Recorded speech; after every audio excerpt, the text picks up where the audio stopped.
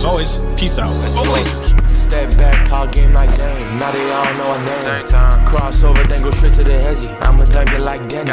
Small market, yeah, we making it big. Now we got too many cameras. Clinging on guards like Drew. You can't even move, ain't nobody stopping us. Rip City Turner, we make noise. The predator, motor be rockin', we bringing the force. Gang with a dime, that's a bucket, of course. If straight and bout a dunk, you gotta move. Young and still hustling like Scoop. Come and tap in, see what's new. Blazers Uprise on the crew.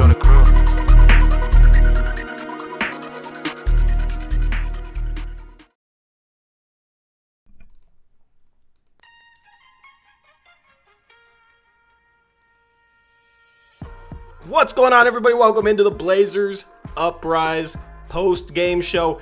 We're smoking that Nuggets pack tonight.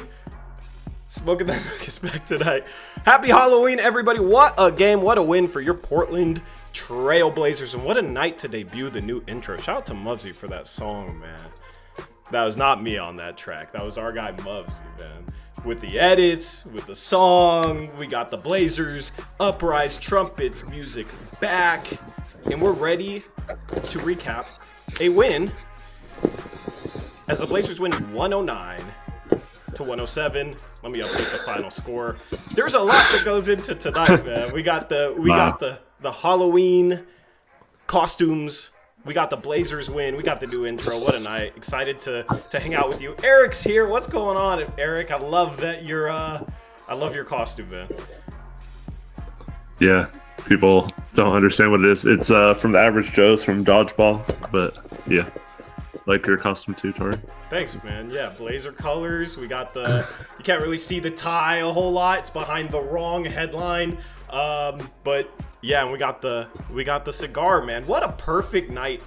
What a perfect night. Victory cigar, everything. I don't know how to hold this thing. I don't actually smoke real cigars. This is a fake cigar. If I smoke real cigars, this would be a real cigar. But no, we're excited to break this one down because the Blazers move to 4-2. They win game 1 of their NBA Cup.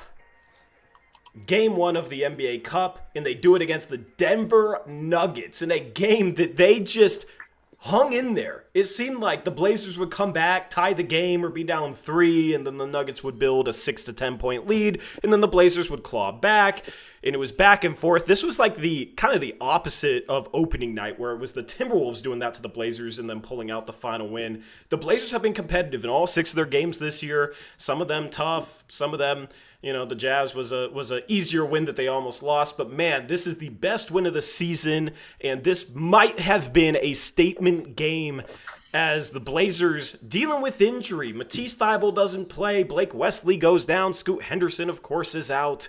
The Blazers are not particularly healthy right now. It doesn't matter. They still beat what a lot of people think are the second best team in the West. So thank you guys for tuning in to the Blazers Uprise post-game show presented by Sleeper. Eric, man, that was the most fun win in quite some time. Are we back? Are the Portland Trail Blazers back?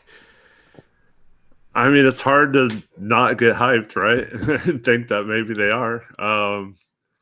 Yeah, I mean, they made all the plays in this game to win, and still could have gone either way. But man, to beat a team like Denver, you know, they have several matchup problems for us, for our defense, pose a lot of problems, and the Blazers held them to 107 tonight. So. Man, it's pretty awesome. Shout out to Chapel Perilous for gifting 5 memberships. They went to Minimum Pulse, Matthias Canyon, the letter O, and Arcades, and the other name I can't read, but shout out to all 5 of you. Shout out to Chapel Perilous. Hard to keep up with chat right now. Chat is booming. We'll go into everything, including the final foul call that got Jeremy Grant to the free throw line to hit 2 go-ahead free throws with 1.4 seconds remaining. A foul call that I've seen some Nuggets fans upset about, but it was obviously a foul call. It was obviously a foul. Yeah. They just wanted to get away with a little bit more, you know? So, yeah, obvious foul call. Shout out to Jeremy for knocking down some clutch free throws. Even the one he tried to miss, he still was too clutch. Or is that not clutch enough? I don't know. Are you too clutch if you make a free throw you're trying to miss? I don't know. They almost screwed things up at the end there with Nikola Jokic getting as good of a shot as you could hope for if you were the Nuggets.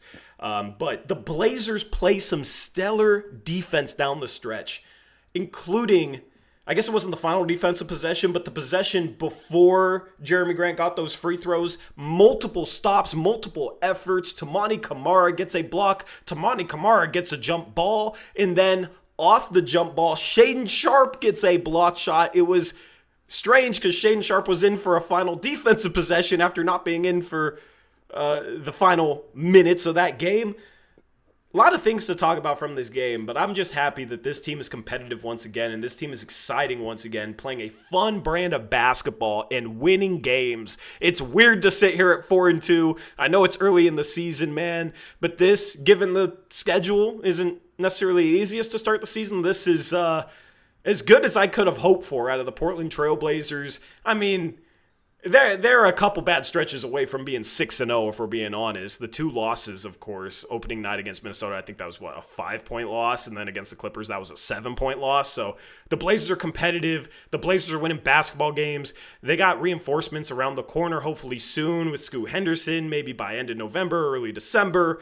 Hopefully Blake Wesley isn't too banged up. But they get Robert Williams back today. He has an impact off the bench. Duop Reith still played. Right, Repair got minutes. Chris Murray had some good moments in this one. There's a lot of good stuff to talk about, so thank you guys for tuning in. Shout out to Reed Newcomer with a $5 donation. It says, Happy Halloween, fellas. Hashtag Rip City on they ass. It's so much. No Young minutes tonight. No Young minutes. It's so much fun to come into a post-game show like hyped, man.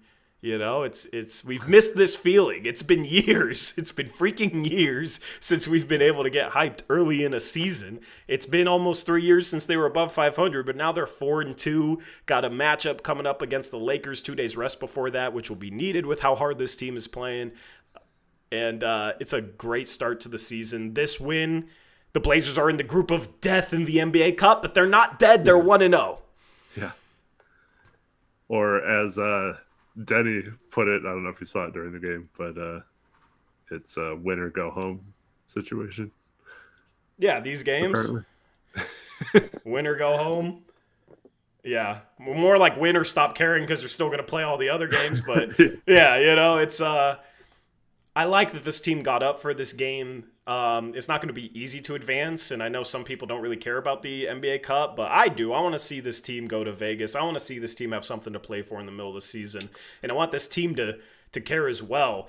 This is a good, it's not playoff experience, but these games have a little bit more to them, a little bit more of an atmosphere to them. You got the special courts, all that stuff. So for a young team like the Blazers, just trying to sniff some playoff experience outside of the couple of veterans they have, playing for something like this and getting to that final 8 would be great, I think, for this team. Would be a real confidence booster. So they're probably pretty confident right now, though, because they just beat the Denver Nuggets, which this is a better Denver Nuggets team than I think last year on paper. So an absolutely terrific win. Well, just if you think about their group and how tough it is, I mean, it's insane. This group, I mean, non-Blazer fans were talking about how this might be 5 of the best teams in the NBA, and they're all in the same group. So if you come out of that group, you're legit, man. There's no way around that, you know. And tonight, it's not like we were playing Denver shorthanded or anything. Denver wasn't shorthanded. We've already beat Golden State once. Hopefully we can do it again. And I mean, San Antonio is going to be a matchup nightmare as well. But man, if we're competitive in this group, we can play with anyone, right? Yeah, absolutely, man. Absolutely.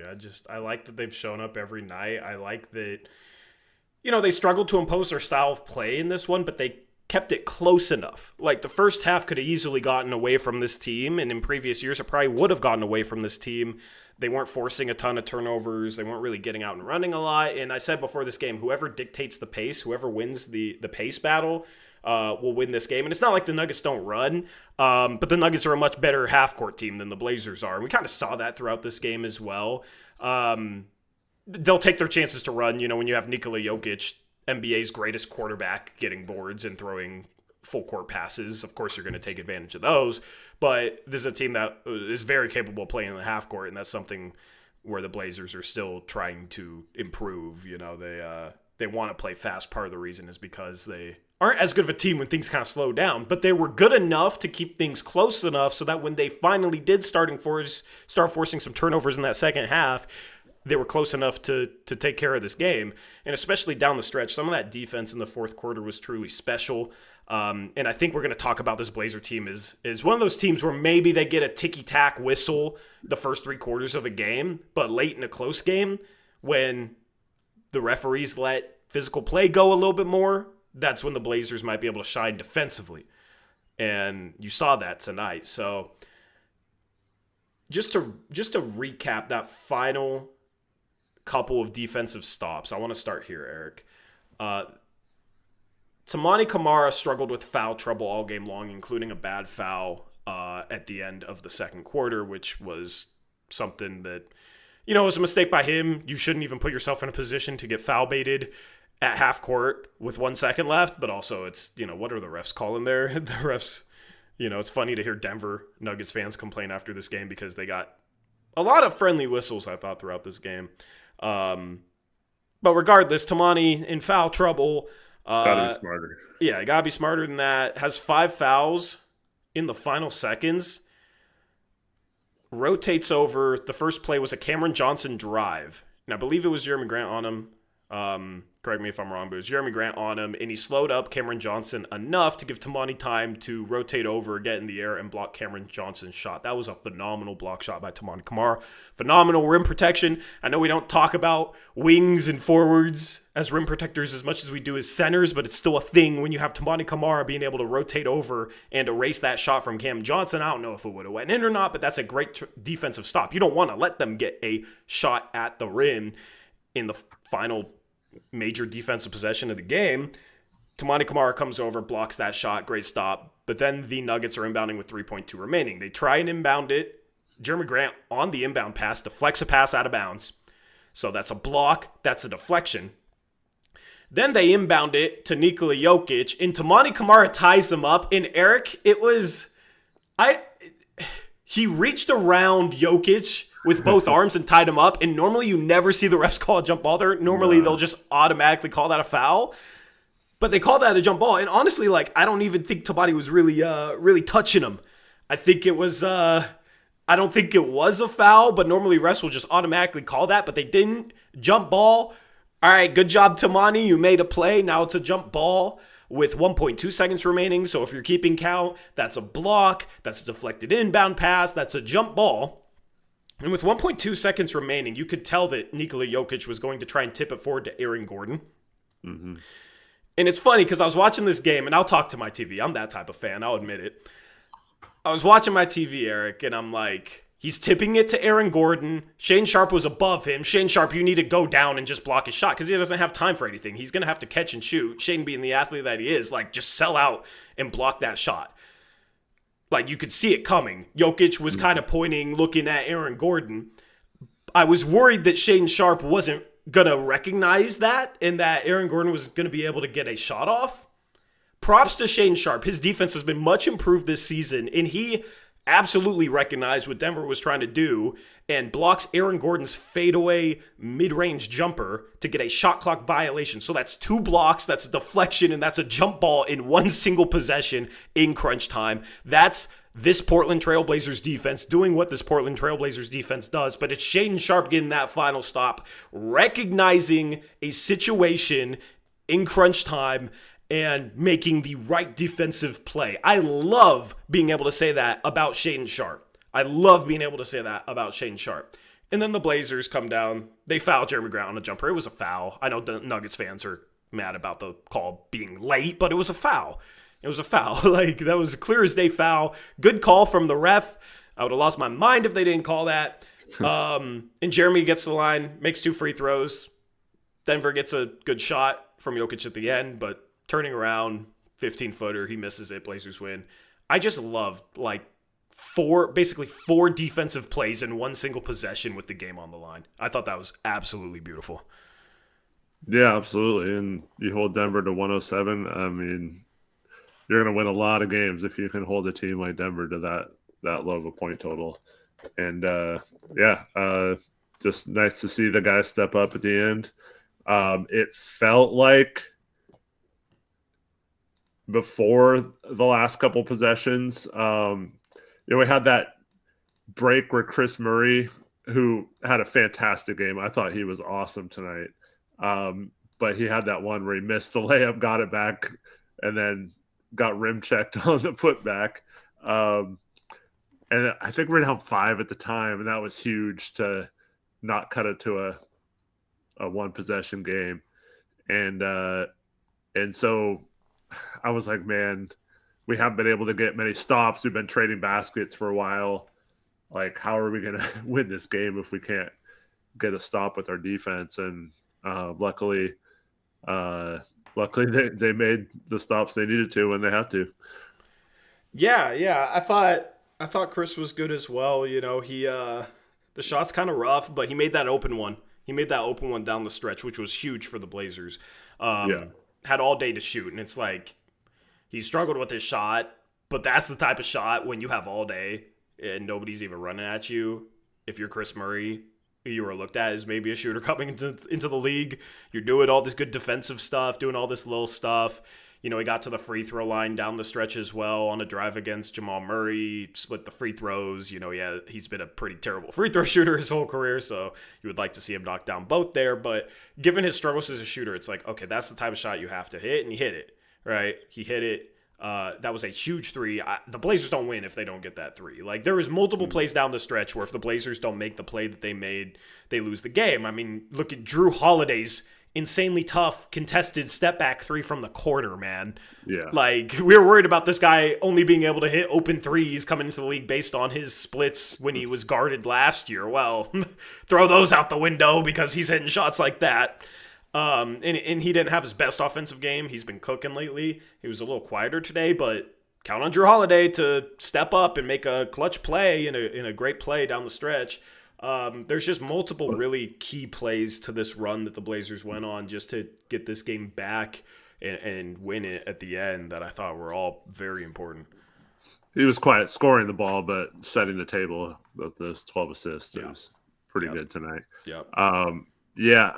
The thing about Chris, I don't know how to explain it, but it almost seemed like he grew into a player like the team believes that he could be, but he wasn't sure if he could be that player type of if you understand what I'm saying. Like, it seems like he comes in and he plays hard and does all these things, but like he doesn't have that final yes, I'm gonna hit this three in this situation in the fourth quarter type attitude, in my opinion. But when he shot that shot, it seemed like, oh, I'm in the fourth quarter, I'm playing, I'm gonna hit this shot. Like, it did seem like he had that little bit of confidence in himself that had been kind of missing. And I felt like he was going to make that shot when he shot it. And usually you can't say that when he shoots based on his percentages. But yeah, I mean, he made so many plays. And I was thinking about this during the game. And luckily Tamani, had a nice finish towards the end in the fourth quarter, and then he made all those defensive plays. But I had this feeling or this thought during the game. I was like, man, Chris is playing smarter than Tamani so far this game. Like, he's making some really smart reads, he's making some good decisions, and he just has this little turn towards the basket on his drives when he shoots, and it lets him get just a cleaner shot off. Tamani's always kind of fading away or taking a bad angle at the hoop. So he needs to watch what Chris is doing on his drives and kind of mimic that, because I feel like it's a really easy adjustment for Tamani to get to the basket easier. But You know what I'll say about that is like Tamani's a better athlete, so he tries to do some tougher stuff. Where Chris, it's like by necessity, where he has to just use positioning and use his shoulder and shoot kind of like these little like baby, they're not really like sky hooks, but these extended finishes away from the defender because he's not a particularly good NBA athlete, right? But he uses it to his advantage where it's like, okay, I'm not going to try and jump and contort and like get all the way to the rim and like twist my body in the air around two defenders and then miss the layup like we see Tamani do at times.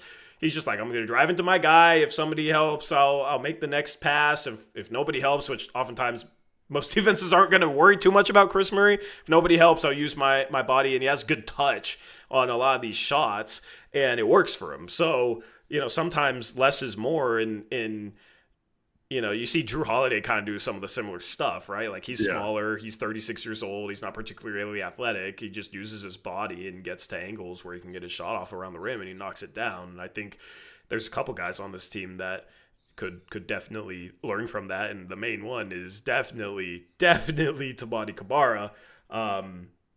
So yeah, Chris always plays smart. He's pretty poised, man. I'll give him that. Anyway, I just we had to speak up on that. A lot of plays too in that fourth quarter, which if we lost this game, I was going to severely question why Shaden Sharp sat like the. I'm still going to question it on this stream. Yeah, 6 or 7 minutes, like heading into the stretch. But Chris was in there making plays, so like I guess you can't say anything. But we had him on Murray and for a lot of that fourth quarter, and then he was getting switched on Jokic too. And I mean, obviously Jokic is going to take advantage of that. But yeah. So I know Sharp came in with a calf injury, but it didn't seem like he was not playing because of an injury. Like he did not look like he was injured during that game at all. And I thought he played his best game of the season tonight. So, well, I'll say this about a calf injury: if you have to play a guy on a minutes restriction because he has a strained calf, he shouldn't be playing at all. With what we've seen from Achilles, you know what I mean? You're either 100% healthy and good to go, or you should not be playing on any sort of calf injury. Agreed, 100%. Yeah. So, man, there's like so many people made plays, but I really thought Chris stood out in the second half in particular. And I mean, he's someone who is often gets our ire and you can say whether that's deserved or not, but I thought tonight he was one of the main reasons why we won this game. And shout out to him if he can become a capable rotation player. I still don't like we had way too many minutes where it was him and Rupert as the forwards, and I don't understand not staggering. I know Tamani was in foul trouble, so maybe that was the only reason, but I think you have to find a way to keep Tamani or Denny in at all times. And there was even some times where those were the two forwards without Grant in there too. So I feel like you got to play one of those three. And then going down to the last play, I guess it was just an ISO for Jeremy in the top. Like, what do you think of that play call? They got bailed out. It was going to be a bad shot. That was a Chauncey Billups-esque inbounds play at the end of a game where you literally get nothing, get no advantage, and then you have 3 whole seconds and you can't even get a drive downhill at the rim and you're shooting like a fadeaway off the run jumper. You know what I mean? Maybe Jeremy hits that shot, but he's probably not going to hit that shot. That's an insanely difficult shot that he was about to shoot, and the Blazers got bailed out by a very smart defender in Aaron Gordon. But that was a good play by Jeremy getting into the body at least, and drawing that foul. Veteran move by Jeremy against a vet in Aaron Gordon. So it worked out, but they started moving before the ball was even inbounded. In the stack, I just feel like the stack never really does anything. Like, we've seen the stack before that they run on the sideline inbounds late in the game, and it just seems like it doesn't really result in much. I'd rather try and run something a little bit better, like throw it down. When you have 3 seconds, throw it down into the post and then maybe hit somebody cutting or off a screen or something else other than, yeah, we're just going to get Jeremy the ball 30 feet away and he's going to like run across the court and then we're going to pray that he hits a fadeaway running full speed 22 footer or we pray for a foul and we get our wish. So yeah, like that wasn't the best, but it worked out and I'll take that. 3 seconds you have time for an extra pass. Yeah. I mean, once again, it's hard to critique stuff when it works, I guess, but it seemed like that was almost a desperation play, but more just playing for overtime. But I don't like that with 3 seconds. Yeah, I don't like that either. But yeah, it works out. Like the process is a different conversation from the result. The result was good. The process was questionable. And that's the same thing if we're, a little bit later, I'll have the conversation about Shaden Sharp's playing time. There's a lot of positives to focus on from this win first. And I'm going to question Shaden Sharp's playing time. And listen, like the rotations worked. But Shaden Sharp had himself a very good game offensively. This was his best game offensively of the entire season. And, Chris made plays down the stretch. So, even if you want to say Chris should have finished this game like he did, I can get behind that. He was good defensively and made some plays, hit a clutch 3. But 24 minutes for Shaden Sharp when he's having his best offensive night of the game is a little bit weird. So I'll expand more upon that a little bit later. For those asking, we don't know the extent of Blake Wesley's injury yet. They called it a rolled ankle in the broadcast, but Thiago after the game said that they're going to have more testing on his foot or ankle or something. So we won't know anything until those probably tomorrow. Yep. Shout out to Mox, member for 41 months, says easy dub. Easy JK, dub. Great dub. Our forwards. Hashtag Rip City. Yeah, man. Our 3-4s are really fun, man, with Jeremy playing the way he's been playing. Yep. And coming up with some clutch plays there. Shout out to MGJJ with the $10 donation. Says, I think we got some favorable whistles down the stretch. There will be games going forward. The opposite will happen. Great effort and defense. This team now is so fun to watch. I mean, maybe there was a couple down the stretch. I felt like there was more than a couple for the Nuggets earlier in that game.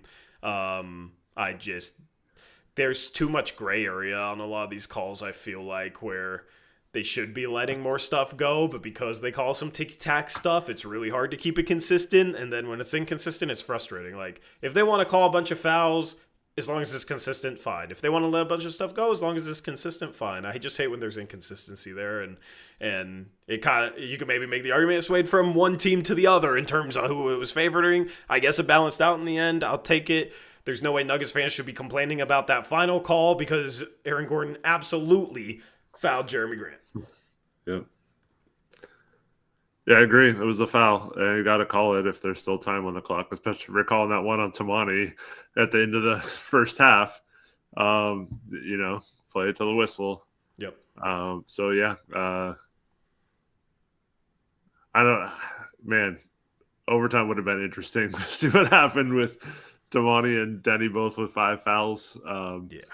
But I guess we would have had Sharp fresh for that overtime since he didn't play much. Yeah. Sharp. Yeah. If they would have subbed him in, who knows? Like on a game like this where Ryan Repair gets 6 minutes, like Sharp should probably be getting 30. But let's focus on some positives, man. Like there's a lot of good performances to talk about. Let's get a player of the game poll going. Eric, who do you think we should put in this player of the game poll for chat to vote I think on? Chris Murray has to be in there. Okay. I really thought he was good. I probably Denny put Drew Avdia. in there. Denny led us in scoring, so yeah, 23 for him. And then Shaden. Shaden had 19. Jeremy had 16 off the bench, including 2 clutch free throws. Yeah, 4 for 11 overall though. Yeah, I think Shane deserved it over Jeremy. This is nice where we got a bunch of players, that we can put in this poll. I wish we had more options, but we only got 4 options for the player of the game poll. This, I think, is going to be the most competitive player of the game poll this season. So, curious to see what chat votes here. Your 4 options: Chris Murray, Denny Avdia, Drew Holiday, Shaden Sharp. Denny Avdia tonight, 23 points. He leads the way in the scoring department, had 4 assists, had 4 boards, had 4 turnovers.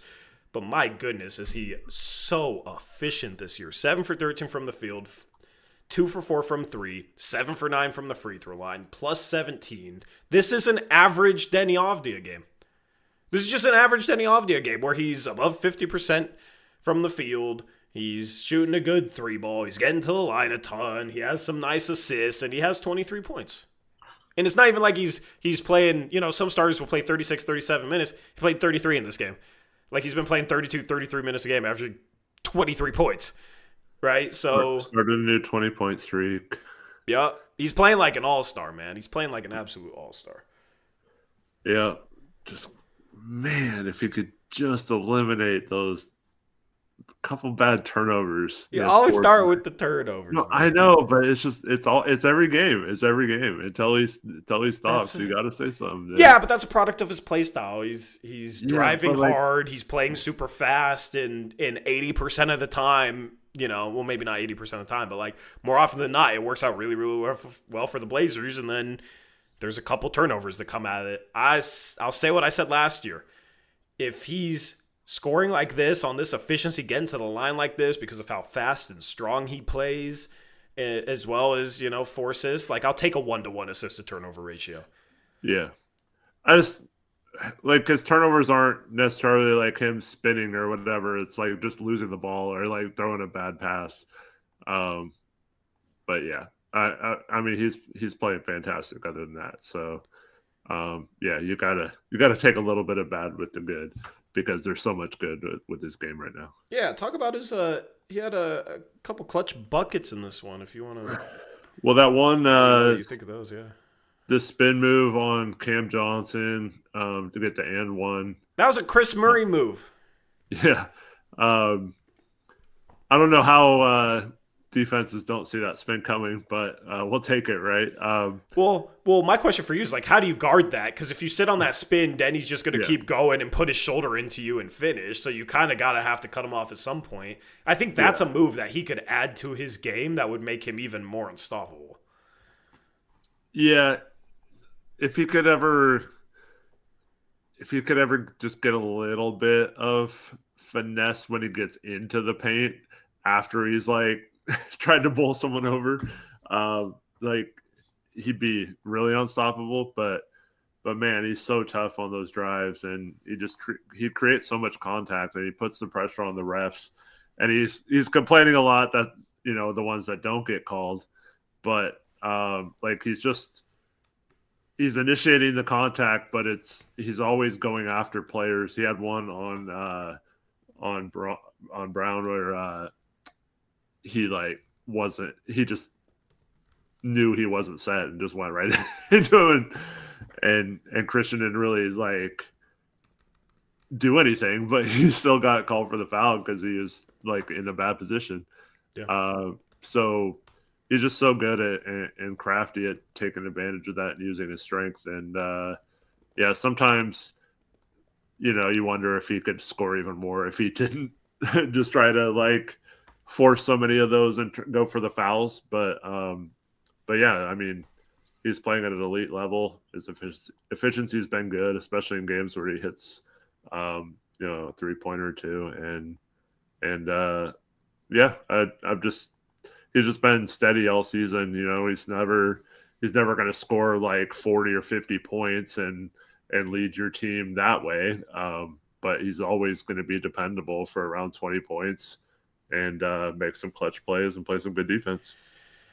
Yeah, I've been very impressed with his finishing this year.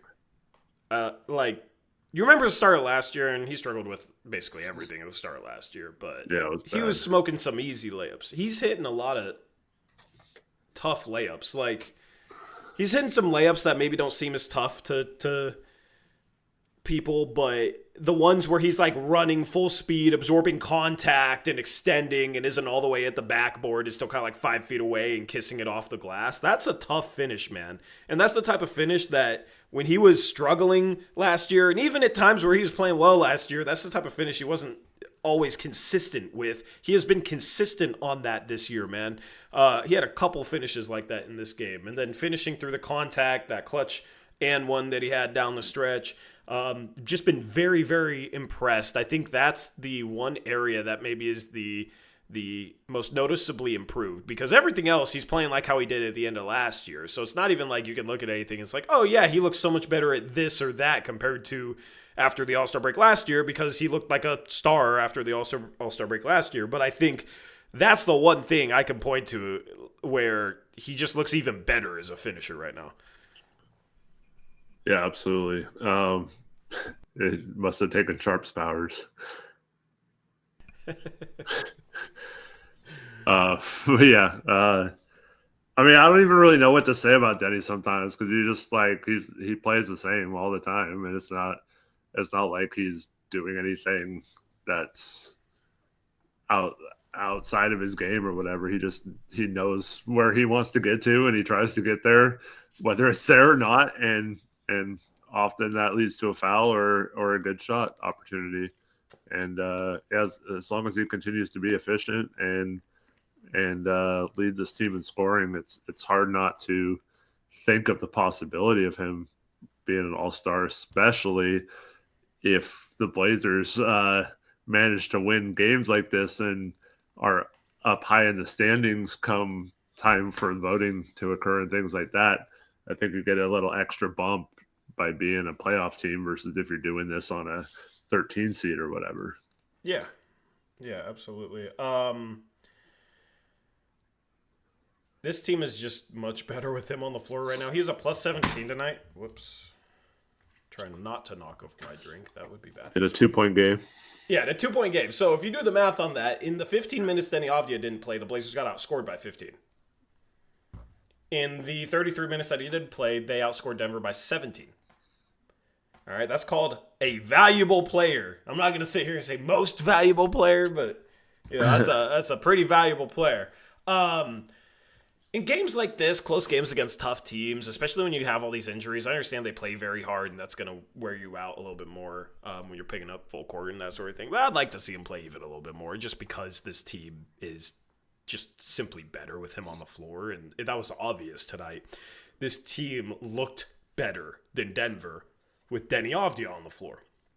When you had lineups with like Chris Moore, Uri Rupert, and Denny Avdia's off, it looked a lot worse when Rupert's bricking a three off the backboard, not hitting rim, and then shooting soft stuff around the rim. That's just the easiest blocked shot of an NBA player's career, you know.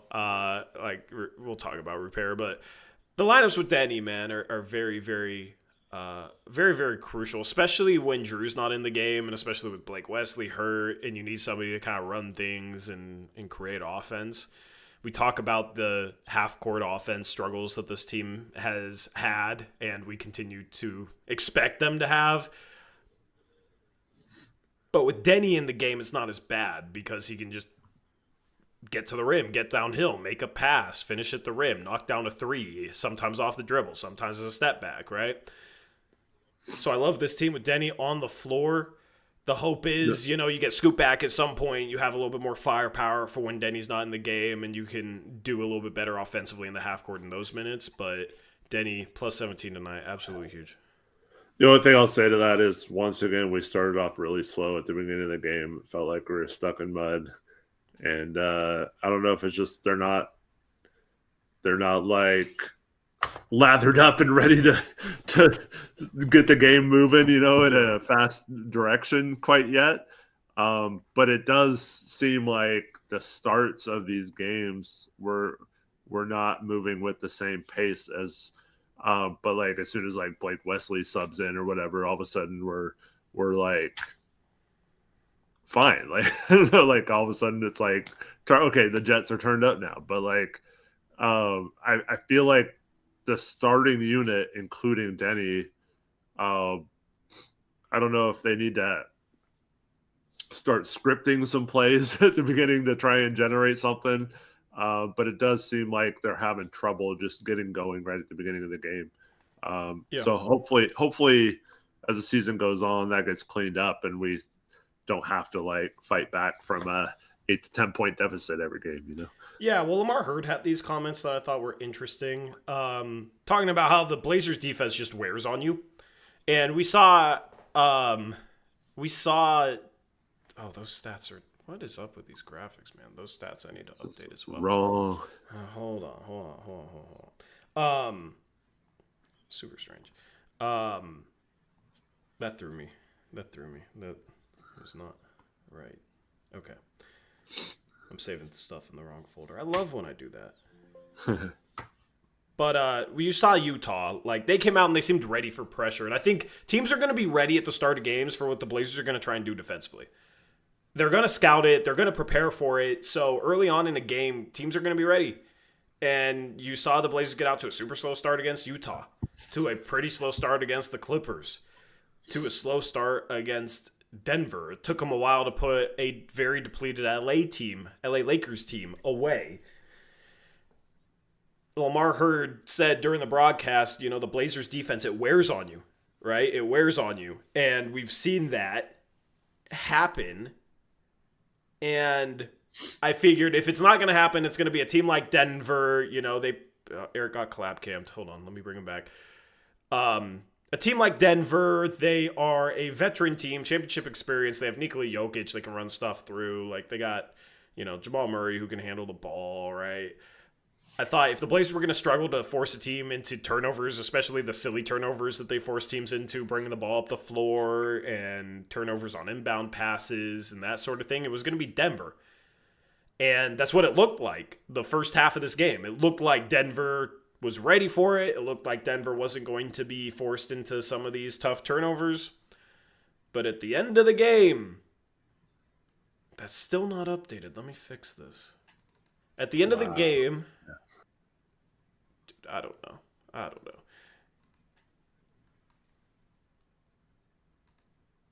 Is my computer freezing? Hello? I could still hear you. I don't know. I need a new computer. So that's why we appreciate your donations. Shout out to Jacob. Welcome to All-Star member. Welcome to All-Star membership. Appreciate you, Jacob. All right, I can just read off well, you know what? I'll save it. I'll get the team stats up so you guys can look at them. Denver turned over the ball 19 times in this game. 19 times. That's not as much as what the Blazers had been forcing in some other games. They forced 25 turnovers. Oh, wow. One of their previous games. So that's still a lot of turnovers. In the third quarter, Aaron Gordon turns over the ball, bringing the ball up the floor. There was a turnover where we completely missed it, where it was like an offensive foul on Portland, and then there was a replay, and then they cut to action, and Portland was bringing the ball up the floor. Do you know what play I'm talking about? That happens all the time. It's frustrating. Yeah. Well, yeah, it's especially frustrating because, like, Blazers broadcasting, you guys are broadcasting a team that forces a lot of quick turnovers. You gotta be ready, man. Because, yeah, I didn't even know what happened. I don't even know if the commentator said anything on it. It was just like offensive foul against Portland, replay, and then Portland has the ball. Like, sick. That offensive foul didn't exist. It just vanished from thin air. So, they got a turnover, whatever the hell happened on that play. And then they forced Peyton Watson into a travel where he was going to kick the ball ahead. I don't remember who it was to, but Chris Murray was going to intercept the pass, so then he didn't throw it and then tried to throw it to Jonas Valanciunas in the middle of the floor and traveled. Like, those types of turnovers started happening to Denver.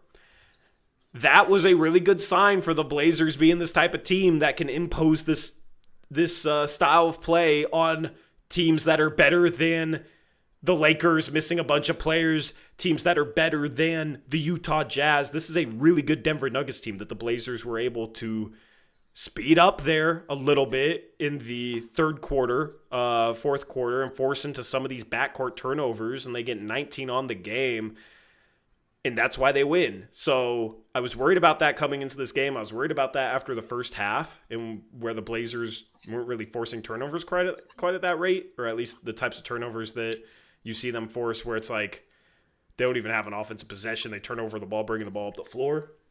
And they started forcing those. I was really pleasantly surprised by that. Yeah, it's crazy. If you think about it, like how far up we're pressing and creating turnovers and stuff. You would think the possessions where we weren't creating turnovers, that would lead to a lot of open threes or kind of chaos where we're not matched up correctly. But they're doing a really good job of getting back when it's set like that. Now, there were a lot of times in this game where they didn't get back in just normal transition. Jokic kind of killed us with those ahead passes, but excuse me. But yeah, the creation of turnovers, and it doesn't hurt you tonight with the 3-point shot because Denver only makes 6 of them. So that's a really good combination. Yep.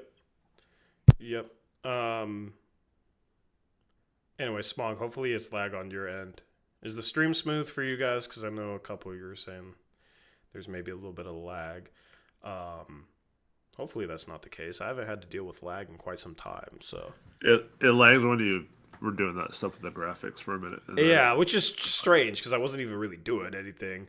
So yeah, I don't know what the deal was there, but it should be good now. Yeah, it was just my computer. I think I'm gonna get a new computer here soon so I can actually run this stuff. I know the intro song lagged, and for those of you asking, I saw somebody ask, where can I get the intro song? So that's Muvsy. He helps out the channel. He's a good friend of mine. He actually does music, like on the side, and he's I think dropping an EP sometime soon. He actually does like he's solid musically. So if you want the song, I can ask him, or I could just send it to you. I don't know what he wants to do with that. So yeah, it was a pretty. What'd you think of the intro song, Eric? It was pretty sweet. Yeah, it was pretty sweet. The too many cameras bar is pretty cold. I like that one, man. And the editing too. Still can't believe you didn't ask me to feature on it. Yeah, I can't believe it, man. I can't believe it. Anyway, we're gonna try to show you some freaking team stats, all right? All right. There you go. There's the team stats. 109-107. The Blazers win, force 19 turnovers. I like that we're also a high assist team for once. You know, it's been a long time since we've been a high assist team. I can't remember the last time we were a high assist team. So that's cool to see. And then we forced them to shoot 6 for 25 from the 3-point line, you know, like, but we only shot 28%. So neither team can just sit here and say we just missed shots. Yep. I mean, you look at that 11 for 39, you would think there's no way we won this game. 41.8% overall from the field. At least over half our shots weren't threes again, right? If we were shooting that lower percentage. Yeah. And then Jeremy thankfully made, his last 4 to make this a little better, but there was a time where I think we're 18 to 27 from the line. That 9 missed free throws almost cost us a close game, missing that many free throws. Yeah. But you just look at these stats. This is why I really wanted to just show you guys, right? Look at the shooting. 41%, 41.8% from the field, 28% from 3, 71% from the free throw line, right? But you beat the Denver Nuggets. A healthy Denver Nuggets team. They beat the Denver Nuggets. Yeah. This game was a statement. This game was a statement by the Portland Trail Blazers for their style of play being able to be competitive against good teams on nights where they're not hitting shots. Right? We know on paper this isn't the greatest offense. We know that they're going to have nights where they struggle shooting the ball. I think the question was, if they have a night where they don't shoot the ball well, and they're going up against a veteran team that maybe isn't as conducive to forcing turnovers, are they going to get blown out? That was like my question going into this game. I took Denver. They were 4.5-point favorites. We did picks against the spread today. I took Denver. Even as 4.5-point favorites, I took them to cover that spread. Because I had the question of, could the Blazers' style of play actually work against a team like this, especially if they're not making shots? Now, I guess the lack of three-point shooting kind of balanced out with Denver shooting 24%, but I think the Blazers did a pretty decent job at least running them off the line and not giving up a ton of threes. Like, this team will shoot threes. They did give up some open ones, but Some of it was Denver not hitting shots. Some of the credit I think you have to give to Portland. But you look at the poor shooting numbers and the fact that the Blazers still won this game. It's very impressive, and I think it's a statement that, the Blazers are able to win games where they don't shoot great by doing other things. 16 offensive boards. You still force 19 turnovers against this team, and that's your ball game. Yeah, when we started, I think it was 1 for 11. I don't know if it got worse than that. I was watching the first quarter. Thankfully, that delay helped me out a lot because I watched the first quarter while trick or treating. So that helped me get back to my house and finish the rest of the game. But it really felt like, oh man, our defense is good, but like, how are we going to put any points on the board if we're just continuing to shoot this many threes? And none of them are going in. No one was cutting. We're just having a really tough time generating any good looks on offense. And then all of a sudden, it just seemed random, but we had some really good cuts. That one, I think it was Blake Wesley that dropped it off to Shane, who cut down the middle for the dunk. And then, you had Kamara had a nice backdoor cut. Drew found him. They started moving a little bit, and that's all it took in my mind. And that's why it's been so frustrating when we watch this team in the past struggle to shoot the ball and then just continue to ISO and not really generate any sort of movement. And so it was good that, I mean, I don't know if that just happened naturally or if that was actually an adjustment or a point of contention in one of the timeouts or something.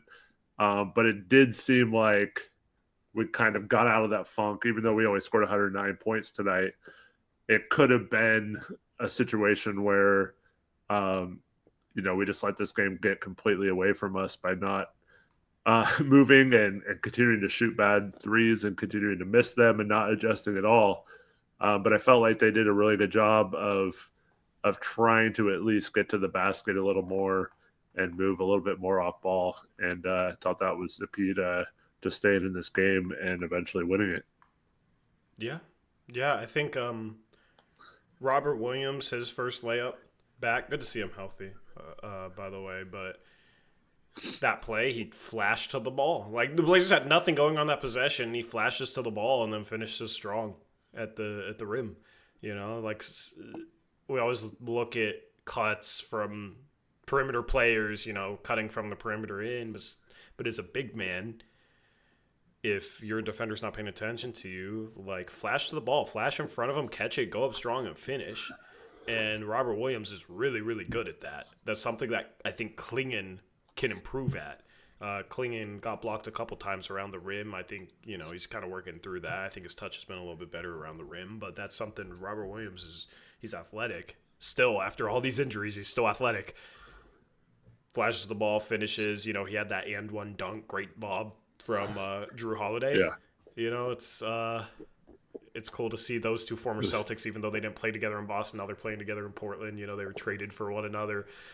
Connected on that lob was pretty cool to see in their first game together. So, a lot of guys. I think the cutting's starting to get better. I wish they would recognize how easy the game is when they do, though, and just start flowing even more. Yeah. Yeah, but I think, Repair had a baseline layup, lurking under the rim, right? I think you're starting to see a better collective effort cutting to the rim. Whereas in preseason, the first couple of games of the year, I thought they didn't cut enough. Even in the game that they beat the Golden State Warriors, I think they missed some opportunities. They won that game because they just blitzed them and got out and ran and forced a million turnovers and made a lot of jump shots too. It wasn't, half court, grind it out, try and get enough points in the half court to hang close. And in the half court, they don't have a bunch of ISO scores. You got to have guys that cut and guys that move in order to create opportunities. And we've seen some of that, which is a great sign. Shout out to Smog with the $20 donation. Thank you, Smog. Says, who needs a half-court offense anyways? Well, yeah, good point, because yeah, I saw a reply to that saying, not us. I mean, imagine if we did have a good half-court offense, though. This team would be a top 5 to 8 team in the NBA, probably.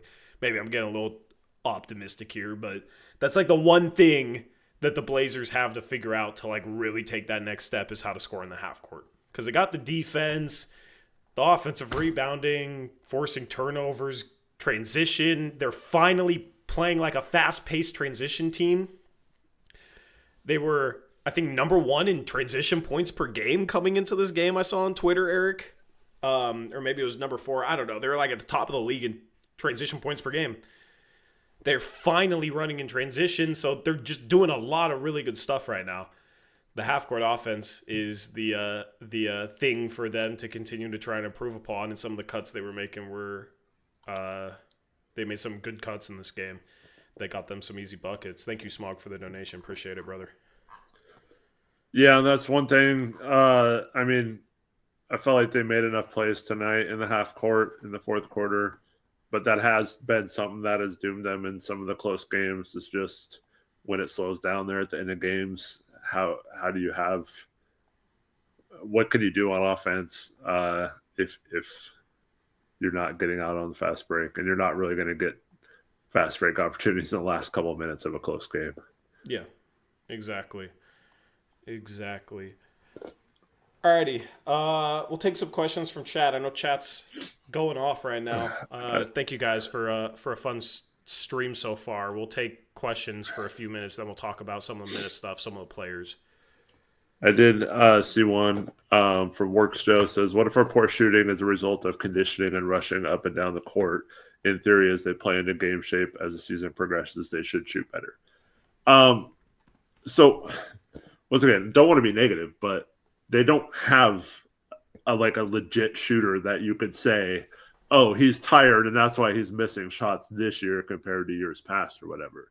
They have a lot of guys who can make shots or shoot a respectable percentage, like best case scenario, mid 30s to upper 30s percentage. But it's not like they have a bunch of 40% 3-point shooters that are just struggling this year to shoot the ball because they're playing fast. It's actually the opposite in my mind. They don't have the shooters to even make that claim, in my opinion. Who would you say on paper are the top 3 shooters on this team, Eric? Well, I mean, Jeremy Grant's obviously one of them, especially if he's shooting more like this year than last year, even with the 1 for 6 tonight. And then it's I don't know. I mean, I guess Drew has had some seasons where he shot well. He's had some where he's not a very good 3-point shooter. Well, him not being a very good 3-point shooter is like last year shooting 35%, right? He was 42% the year before. Yeah. Yeah. So, and then, I mean, I was really hoping it would be Tamani. I still feel like it could be. But yeah, I don't even know who there is. Denny. I mean, Denny's been pretty good, but I mean, he was a 37%er last year, shooting some off the dribble too. Like, it's not all easy threes too. So I Jeremy, Drew, Denny, I think are the top 3 shooters on this team. All those guys are shooting well right now. Yeah. All those guys are shooting up to par, if not beyond that, from 3. Like, Jeremy's been insanely hot. Denny struggled on opening night, but has been hitting some tough threes off the dribble, contested threes. Like, he's been shooting a great 3-ball. And then Drew as well.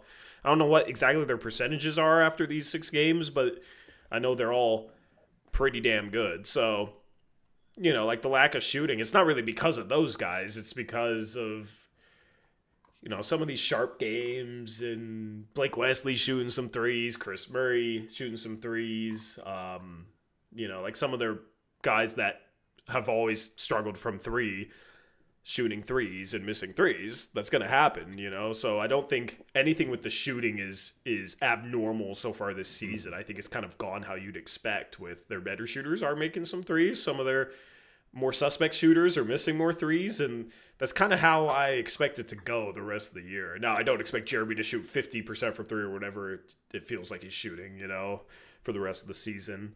I don't know where exactly his percentage is at, but I think it was like 45%. Probably going to take a little dip. It's going to be hard for him to maintain that level of shooting, but overall, just in terms of who's making more three-point shots, I think the shooting so far makes sense. Yeah. So Neo raises says, how about Scoot, especially late last year? Well, I mean, sure, but we don't know what Scoot. We haven't seen him play this year. I was not including him because he's not in the lineup right now. But, you know, I would love for Scoot to enter that conversation when he gets back. But he does need more than one season of shooting that well to do it. And hopefully that was more of how the shooter, more indicative of how much of a shooter he'll be in the future. But yeah. Jeremy's really the only one that has consistently had seasons where he's been over 40%. So, I mean, you have to say you can maybe say he's a shooter, but no one else, as Yukon puts it in chat, like, we have people who can shoot, but they're not shooters. Like, we don't really have 3-point specialists or guys you would consider, like, you know, oh, he's going to win a 3-point contest, or like, you know, like. I think Drew's just as much of a shooter as Jeremy. The last 5 seasons before this season, Eric, here was Drew's 3-point percentages.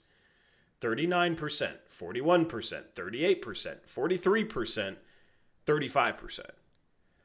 Yeah, I guess he has become that. I guess I'm kind of thinking back to like his New Orleans days where that was always one of the reasons why I was, because, you know, there was always we should trade CJ for Drew stuff. Not that New Orleans would do that or whatever, but that was like always a conversation with Blazer fans. And I always thought that, you know, it'd be good defensively to get Drew, obviously, but off ball, like, he's not really the greatest off ball catch and shoot player. So, obviously, he's changed the narrative on that a little bit the last few years. But he had a couple good seasons, but a lot of seasons like 33 to 35%. Yeah. But like since going to Milwaukee, he's been, outside of last year, he shot 38.4% or better from three every year with a couple seasons above 40. So like Drew's shooting, you know, some people were worried because he shot 35% last year and it was on pretty much only open threes. And I understood, like, okay, if that was a trend, then that's probably not the best sign for his shooting. And I think he's made a statement this season that, no, that's not a trend, you know. He just shot 35%. Like, he might end up shooting 35%, but on these diet of shots, he's taking a lot tougher shots than he took last year, and he's shooting a better percentage than last year so far. Like, that step back corner three contested, if you look at his percentage when he was contested last season, the percentages were super ugly. Super ugly. But it was also maybe a small sample because he didn't shoot many of them. But you could also say that this is a small sample, 6 games. Yeah. So, like, he might not continue to hit all these tough shots. Yeah, but like this is kind of like who he was in Milwaukee in his first year in Boston. So that's where it's like I'm confident in his shot because last year, if anything, right now last year just looks like the outlier. He's shooting like he did the 4 years before that, the 5 years before that. So really good sign. It's so weird because he hits that ridiculously tough step back shot, but then you also have like Aaron Gordon hit a ridiculously tough shot, Jamal Murray hit a ridiculously tough shot in this game. It's like, geez, like how many of these guys are just going to make a play? Like they kept making plays. That's why I thought that Jokic one was going to go into at the end. I know. Yeah, that's the one that doesn't go in. I mean, that's today's NBA though, man. Like players just hit these shots. Players just hit tough shots. Aaron Gordon has been shooting the cover off the ball too. Like, and he was somebody that always kind of struggled from three. So, you know, for somebody like Sharp, maybe he can one day become a 40% 3-point shooter. You know what I mean? Now, the thing is Drew and Sharp takes tougher threes than Drew and Aaron Gordon do, so some of it has to come from shot selection, I think. But he had his best offensive game of the season, considering he only played 24 minutes in this game. Okay, we're going to talk about the good from Shaedon Sharp. We're going to talk about the minutes. So Sharp scores 19 points, 4 rebounds, 1 assist, only 1 turnover. That's an improvement from the sloppiness that we saw the past couple games from him. 7 for 14 from the field, 3 for 7 from the three-point line, 2 for 3 from 3. He also had that block in crunch time. His defense I've just been very happy with, more happy with that than anything else. Given the expectations he had defensively coming into the season, I think he's exceeding those. But he got going there where he made a couple open threes. Oh, look, the open ones he hits. You know, like you're not going to make every open three, but when he's shooting just open, good looks from 3, he shoots a lot better. He took a couple really tough threes in this game. He took a heat check one right after he hit those 2. Yeah. He took, like, you look at his misses. If you could compile all his makes and then all his misses, all his makes is like, yeah, pretty clean, solid shot selection, good shot selection, that sort of thing. And then if you look at his misses, it's like super tough, step back, contested, completely different types of shots. So, you know, one here and there is fine when he's shooting a bunch of tough threes and goes 1 for 9 from 3 because of it. That's where it gets frustrating, but he got a couple good looks from 3, got going, knocked them down, got to knock down the open ones, at least at a respectable enough clip. He did that today. Got downhill a little bit more in this game, which was good to see. And at the start, I think it was end of the third or start of the fourth, he went on a stretch where he got a couple buckets. I think it was start of the fourth. This game took forever. He had a 16-foot pull-up where he got fouled. That was a tough shot. Knocks down the free throw. Then makes a 3. And then gets to the line. Misses the first free throw. Makes the second free throw. But he was being aggressive and like actually getting downhill and, you know, made a good look from 3, and it was just good to see him go on a little spurt there to start the fourth, which is why it was very confusing to me. 19 points, 24 minutes on solid efficiency for him to get sat the rest of the game until the final defensive possession where he gets subbed in as a defensive sub. Well, he had come in before that. He just didn't do anything. But he came in right after the first dead ball after Chris Murray missed those 2. With 53.8. Okay, you're right. But like he stayed in for the defensive possession after timeout. Right. But that's the thing surprising. That's puzzling for me is like he's been like they tried to hunt him the couple times he was in there in the second half, and he did a pretty good job on defense this game. So I don't think you could say like, oh, he got benched because his defense wasn't good. Like I feel like he played solid defense and was shooting the ball well. So I'm like trying to rack my brain like why. Like obviously Splitter is just going to say, oh, Chris Murray was doing some good things out there and he wanted to stick with them, which is fine to do that. But like, why does it seem like it's always Shaedon that's getting his minutes cut? And then the other thing is, I mean, as the season goes on, I think this is something we need to monitor, Tori, and that's he comes in to start the game, plays 4 minutes, gets taken out. Yeah. Comes back in, plays like 4 or 5 minutes, then gets taken out. And then comes back in like at the end towards the end of the half and plays like 4 or 5 minutes again. Yeah. Like, is it possible that that's kind of messing with his rhythm? Obviously not this game, but like it is to me, because you know, they used to do that with Dame where they'd take him out or they take CJ out right away and let Dame play longer. And Dame would always play like the whole third quarter too. And I never liked the robotic, every game we're going to run the rotations this same way. But I do feel like it's, as like a shooter or someone who's trying to like get going, I do feel like it's tough if you're just playing for a few minutes, sitting out, playing for a few minutes. And maybe right now it's just because he had, you know, he has the calf injury or whatever. But like you said, if it is that bad to where they need to limit how much he can play, he probably shouldn't be out there at all. But I'm trying to understand Splitter's rotations. Like I get that his style is just to keep guys as fresh as possible, and that's fine. Like if that's your reasoning, but ultimately in this league, you're going to need players like Sharp who can hit shots and obviously have that potential to take a jump.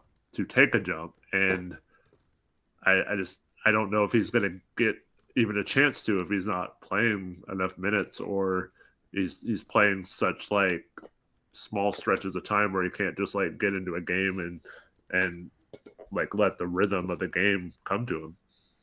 Yeah, I feel like this is slightly similar to the conversations about Scoot last year and Roll and like, you know, I fully agree. As a scorer, I think you want to be playing longer than 4 to 5 minute spurts to build a rhythm.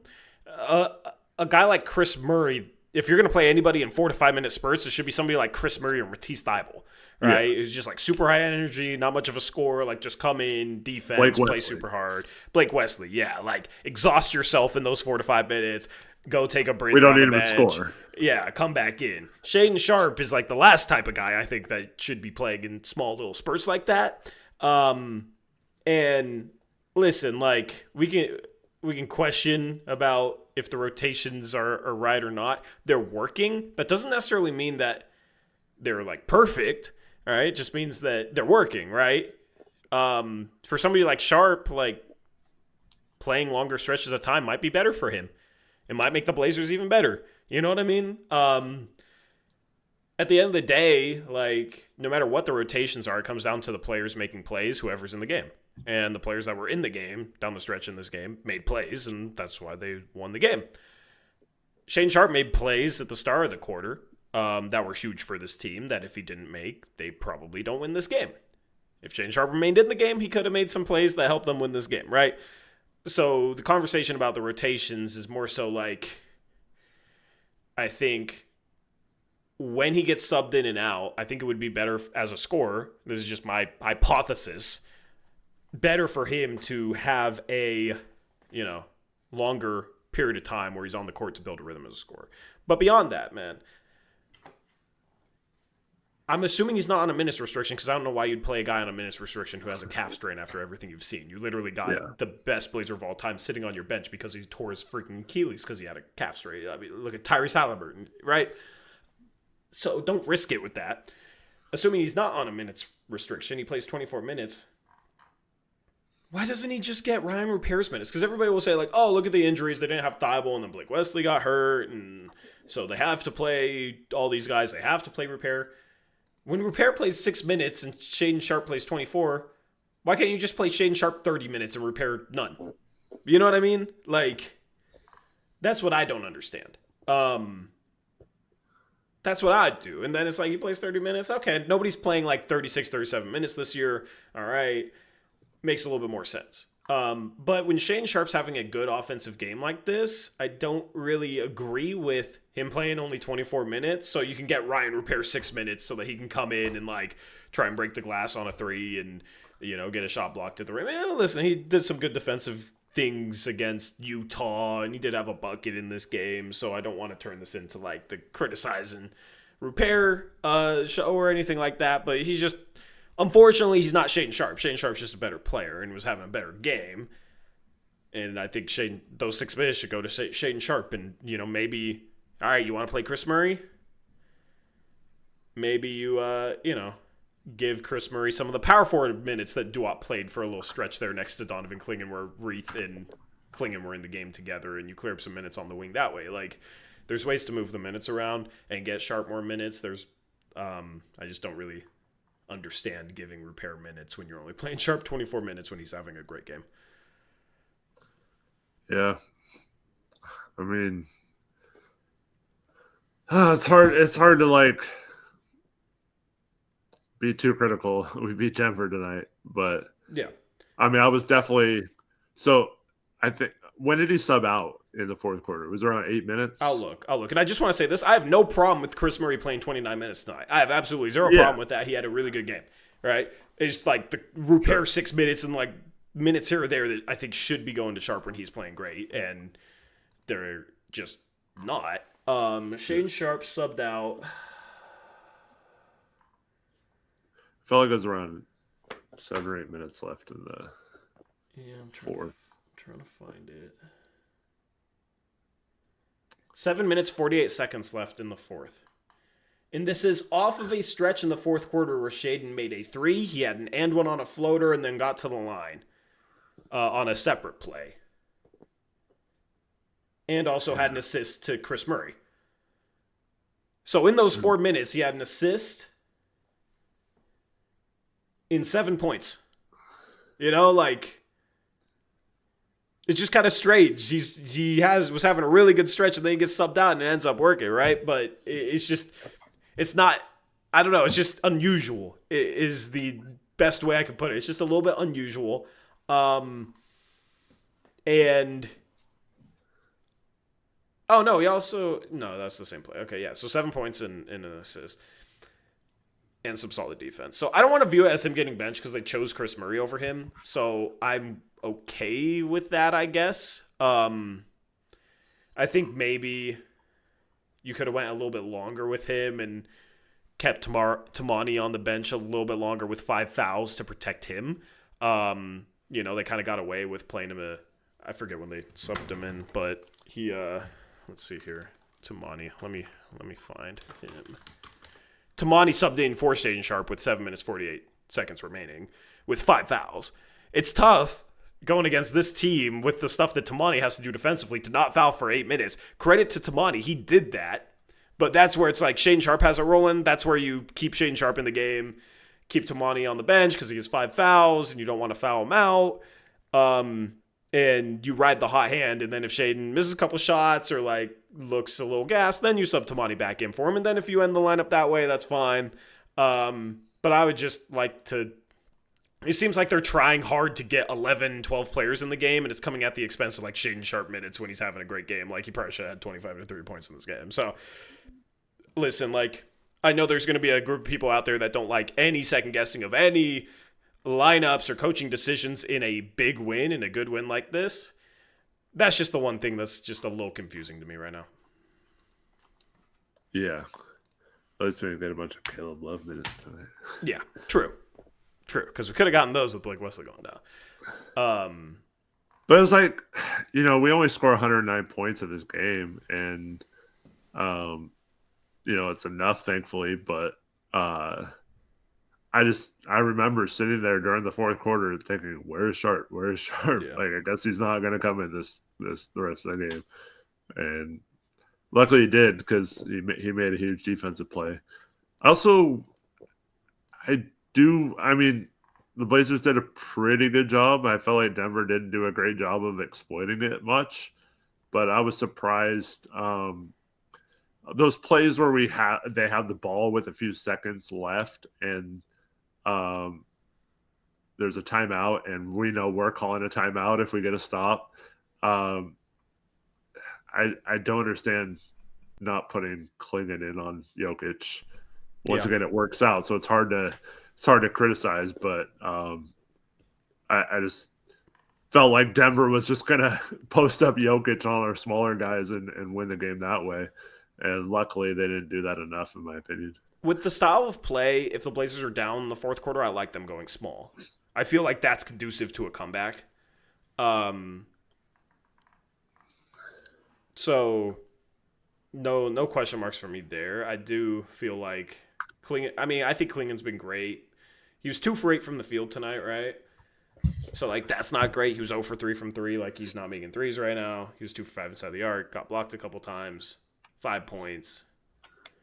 Okay, but in 24 minutes, he got 15 rebounds and 7 offensive rebounds. In 24 minutes, he got 7 offensive rebounds. And I think there's a couple more offensive rebounds that the Blazers got due to Donovan Klingon. Like, every game, there's a couple of offensive rebounds where Donovan Klingon doesn't get them. It doesn't show up on the stat sheet, but because he's crashing the board so hard, the ball's getting tipped out to guys, right? Or the other team is, like, fumbling the ball out of bounds because they're trying to keep him off the boards.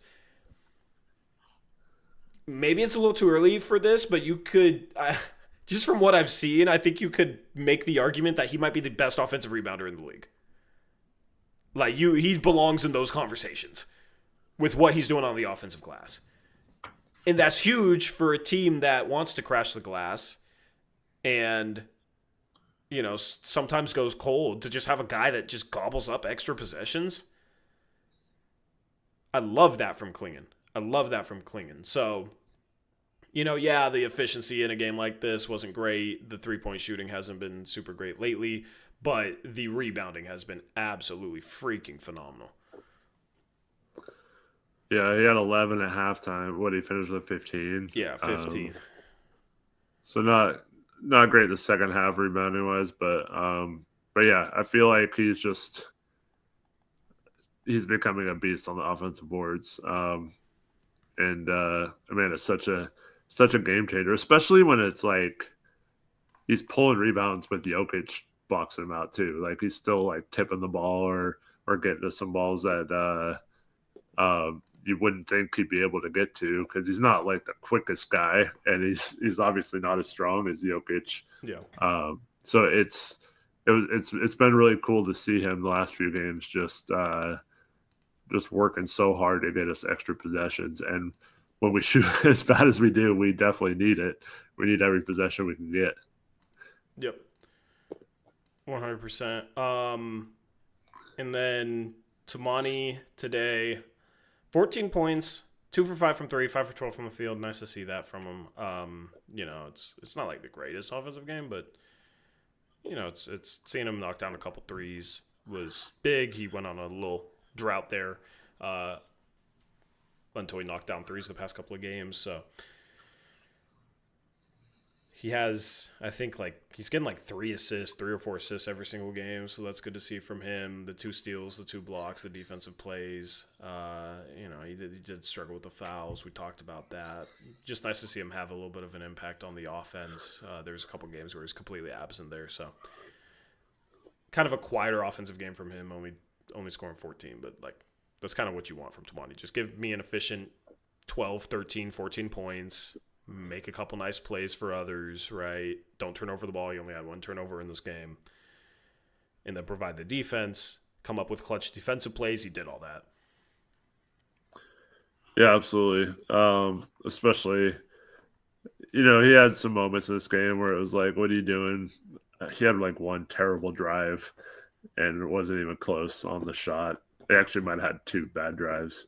But, made the plays when it mattered, and really got his presence felt on defense in those last couple possessions, and that's what we needed to do. And I don't know if he's definitely had moments in every game like he did tonight, but I don't feel like overall he's had quite as good a defense as he did last year.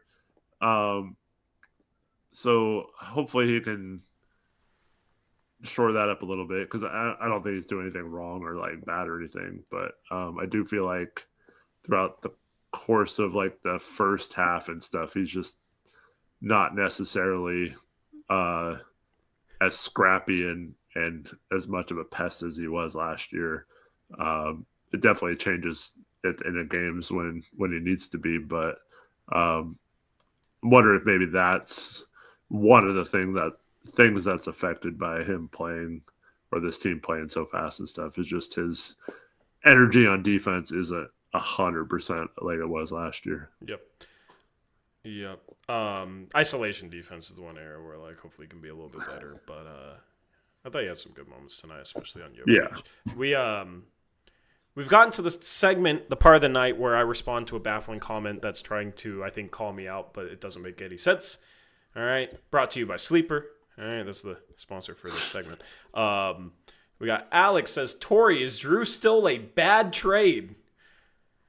I guess Alex forgot me coming up here and defending the organization for making the trade and explaining why I think they made this trade and why it might make sense for them.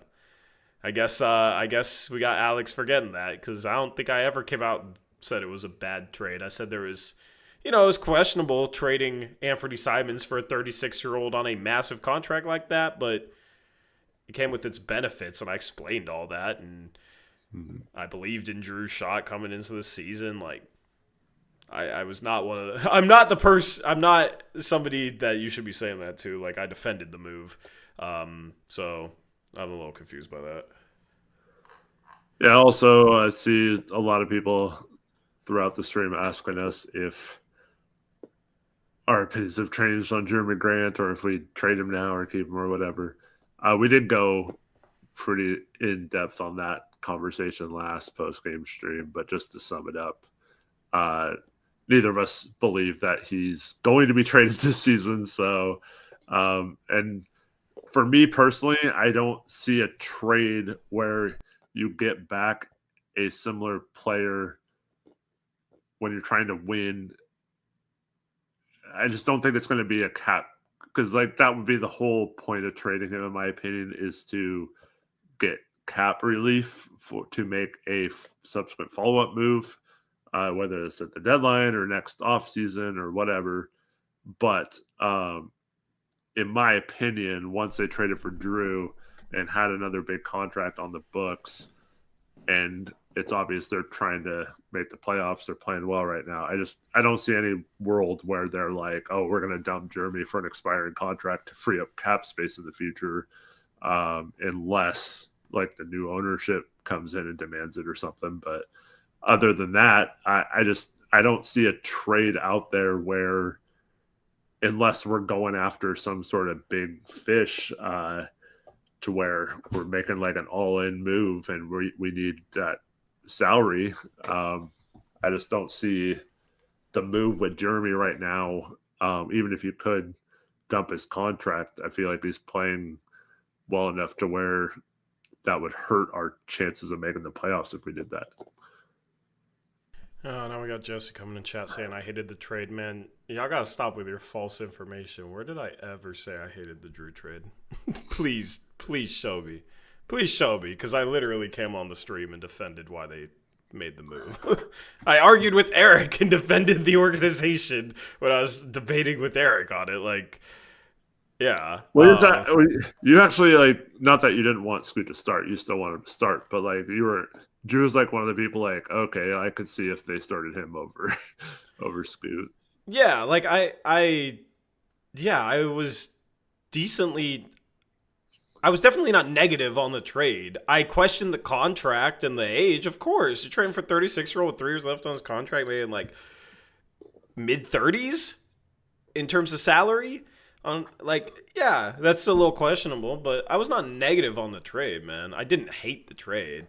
Like, I don't understand the false information, man. I don't get it. So yeah, like I was somebody that kind of wanted to move on from it, you know. I kind of got to that point, so don't really understand that. Anyway, Alex, if you keep making up false information, because I was never furious with the trade. If you want to keep making false information up in chat, we will just remove you from the chat, because that's just blatantly false, man. Blatantly false. But you tell me what I was feeling. You tell me how I felt about the trade. You know better how I felt. Anyway, I mean, this argument with chat has been brought to you by Sleeper. Anyway, go on, Eric. Yeah. You were never furious, but you did, as everyone should have, questioned why we were trading for another mid-30 type year old player. I questioned it, and I also explained why it might make sense to the organization and what they were probably seeing with the trade. I explained literally both sides of the argument, and people just want to focus on what. It's very confusing, you know? Everything has to be black or white. Nothing can be gray. You can't question it while also explain why it makes sense at the same time. Anyway, that's just the way it goes. But anyway, this might be the first argument with chat so far this season. So, we got to stay true to our roots here. Shout out to Tristan, $2 donation, says, Grant getting 8 more minutes than Sharp is crazy.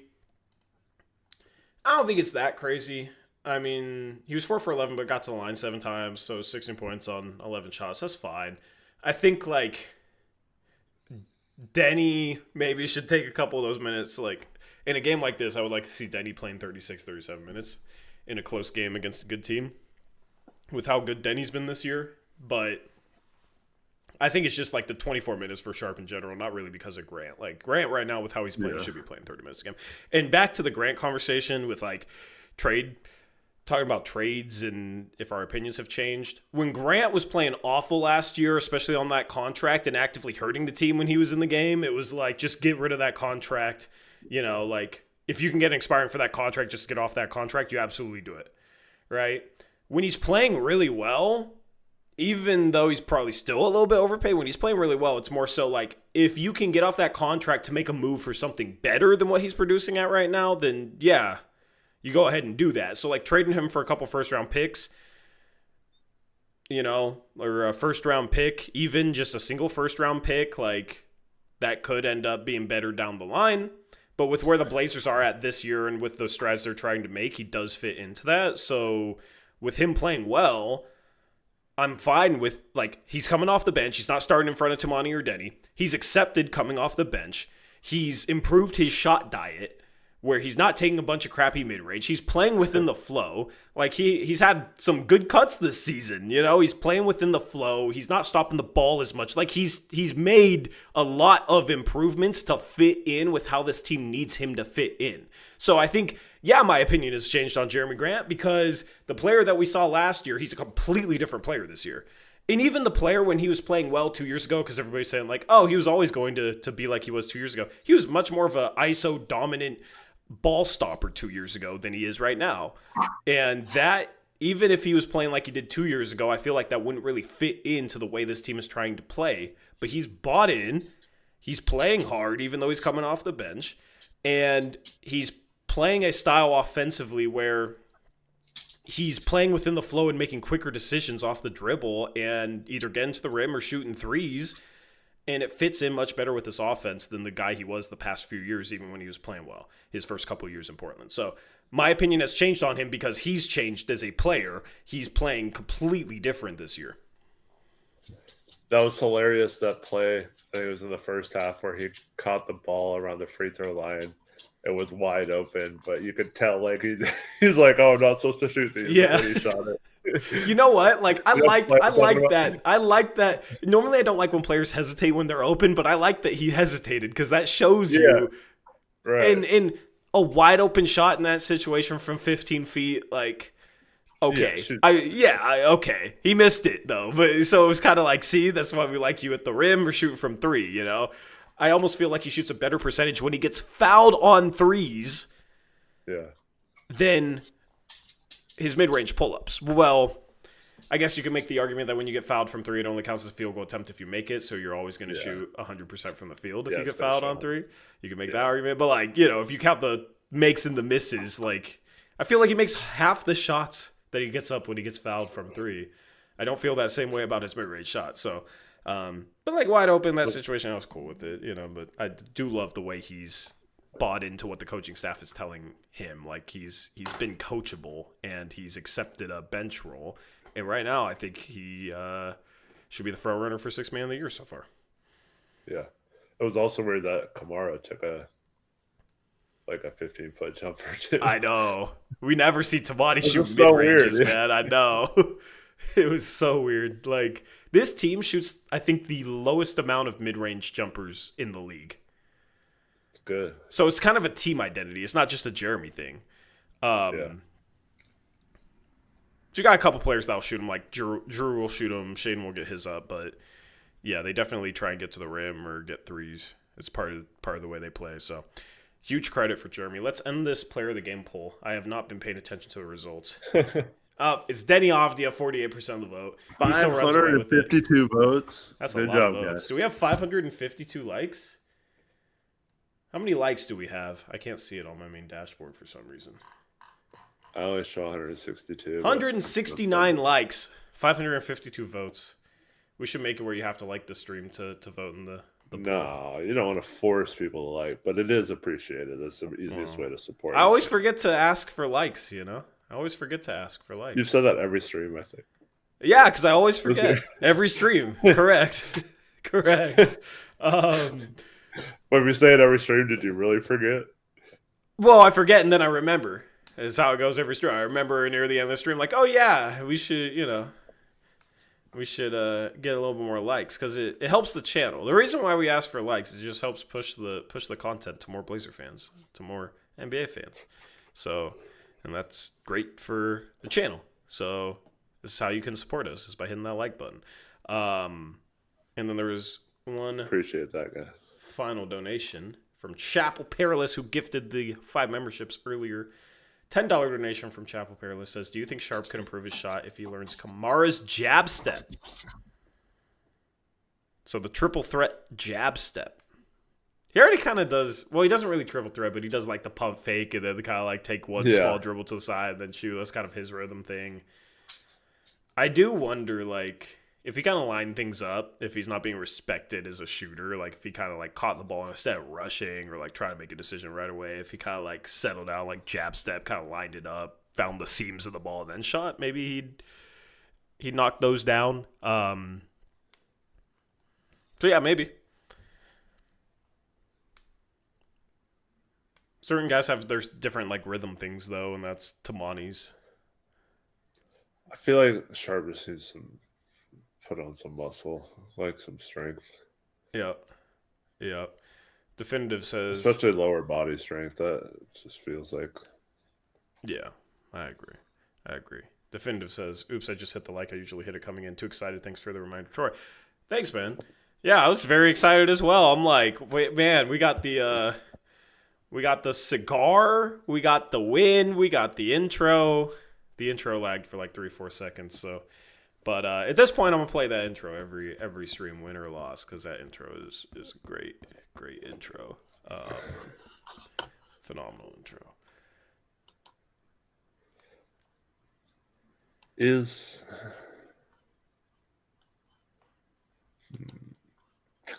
Man, it's driving me crazy that it doesn't show their username anymore. I know.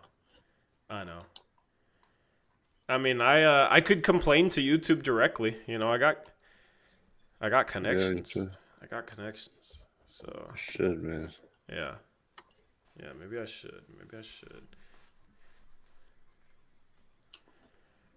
Anyway, any other players you want to touch upon? We had Robert Williams coming back.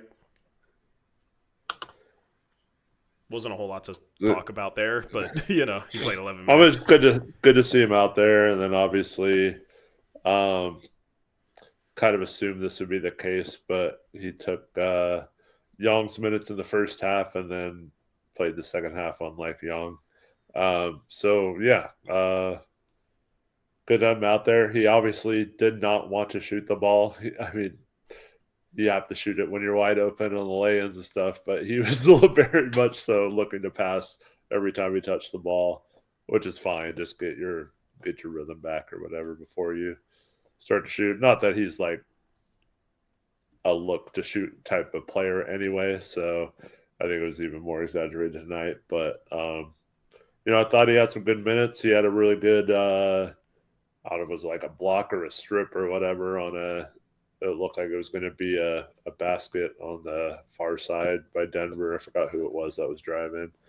And yeah, as Zoo gets his conditioning back, I think he'll have a real positive impact on that second unit. Yeah, agreed. I was told this is not how mobsters wear ties. I don't know. I'll wear it down. That's how it was in the image. This is my first time wearing suspenders in my life, by the way. So, and maybe I'll break this out once in a while. I think I'm gonna break out the victory cigar though when we get wins. You know, this can be a thing. Smoking that Nuggets pack, as the kids would say. Smoking that fake cigarette or cigar. Yeah, this is my e-cigar. It's my e-cigar. Blake Wesley got hurt. Hopefully he's okay. That play where he got that steal and went coast to coast was pretty sick. That was a fun play. Yeah.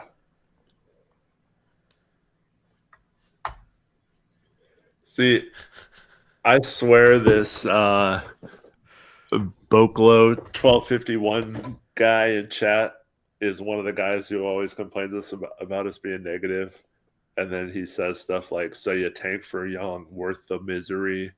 Like, What? Yeah, the guy we drafted is 16. I don't. Anyway, yeah. I mean, here's the thing: if you are a Blazer fan after a win like this, a fun win like this, a great win like this, if you're in here complaining, then you should cheer up, like, or chill out. Wait, why is that moving? Hold on. You should cheer up, chill out, and relax. Like, come on, man. I guess you're not in a good mood because you're in here complaining about us. But is what it is. There's a comment in chat. Cedric Coward is the next Jaime Jaquez Jr. Older rook that looks good early is pretty much just a role player. Those guys play nothing alike, man. Watched him play. Like, come on.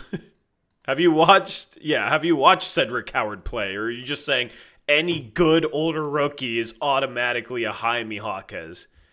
I don't know. Cedric Coward's the truth, man. I said before the draft he's going to be good. I said he could be the next Jalen Williams. He has the same measurements and some of the same traits in kind of the same, like, rise out of nowhere as Jalen Williams did. And he's an electric shooter. He'd maybe be the best shooter on this team right now. Like, he would be smart playing. in interviews. Yeah, great interview as well. Smart guy, works hard, like, works on the right stuff. Like, has just so many green flags. I loved him in the draft. So I know I've been tweeting about him. It's I wish he was a Blazer. I wish there was a way they could have Young and Coward. I just wish Coward was a Blazer because I love that guy in the draft. And I think he would have been perfect for what the Blazers need and fit into what they already have as well, like well-rounded. Listen, if he was a Blazer and you're a Blazer fan saying he's the next Jaime Jaquez, if he was a Blazer doing what he's doing in Memphis right now, you would be hyping him up as the next greatest thing.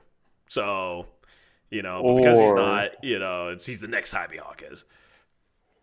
Or if we had the first round pick next year of the team that's 0-5 right now and looks terrible. They'll turn it around. Well, 0-5, what do you mean? Oh, yeah, well, I thought you were talking about the Magic 2026 instead of 2028. No, Yeah. I'm talking about the New Orleans pick we potentially could have had.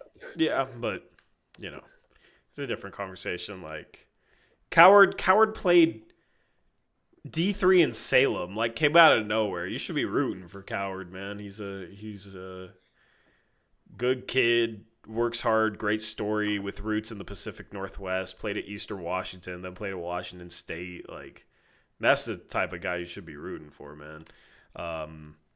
So if you're in here hating on him because the Blazers traded him, like, then you're just a hater. And listen, it's okay to be a hater. I'm a DeAndre Ayton hater. So, but maybe choose better guys to hate on. Like DeAndre Ayton. Or somebody else, there's better guys to hate on. But yeah, Young's a project. It's going to take multiple years to figure out what he is. Like, he could be really, really good. Maybe not. We're not going to know for a while. So we got to be patient with him. Right? Like, me tweeting about Cedric Coward is not a shot necessarily at Young. It's I'm just a big Coward fan, and he's looked freaking great in Memphis, man. I had a call on a big TikToker who's a Memphis fan. His name is Jack Hampton. He's a cool guy, and he's a Memphis fan. And I remember telling him before the draft, or like right after the draft, like, you guys got Cedric Coward. He's going to be really good. So we were on a call today, man. He was like, yeah, he's awesome. He's awesome. I remember you say he's going to be really good. I'm like, yeah, that's been my dude for months. People know it. You should know. That's been my guy. So love to see him succeeding, even though it's not in Portland. But yeah, like the shooting, he would have helped. He would have helped right away. So I'd rather him be playing the repair minutes, but is what it is. Is what it is. Hopefully Orlando sucks in 3 years and all will be forgotten. Anyway, let's have the repair conversation, and then we're done talking about the players, and then we can wrap up the stream. So,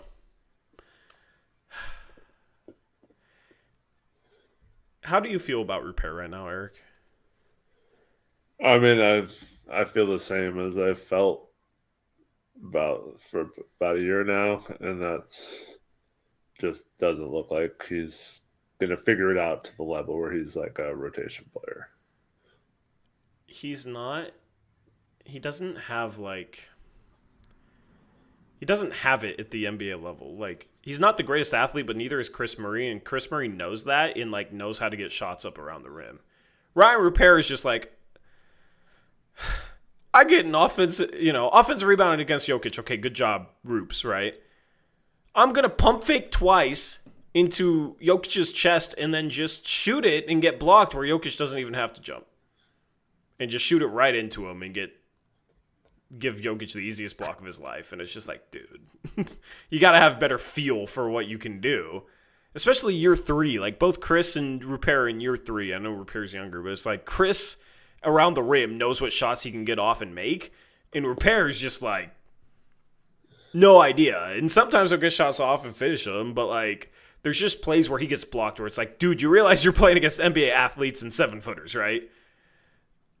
And he just doesn't have that level of feel. And then the jump shot, man, like, I know, he shot decent his rookie year, but his shot is so stiff, Eric. His shot is so stiff. He's just not a natural shooter, and it hasn't gotten better. And when there's any defense around, it's kind of the same thing that we've said about Chris Murray in the past, but like, he misses bad when there's any contest, like air ball, breaking off the backboard type stuff. Yeah. Right? So he's just not an NBA athlete and doesn't have like the feel for NBA athletes that are defending him. And the shot just hasn't gotten to where it needs to be, unfortunately.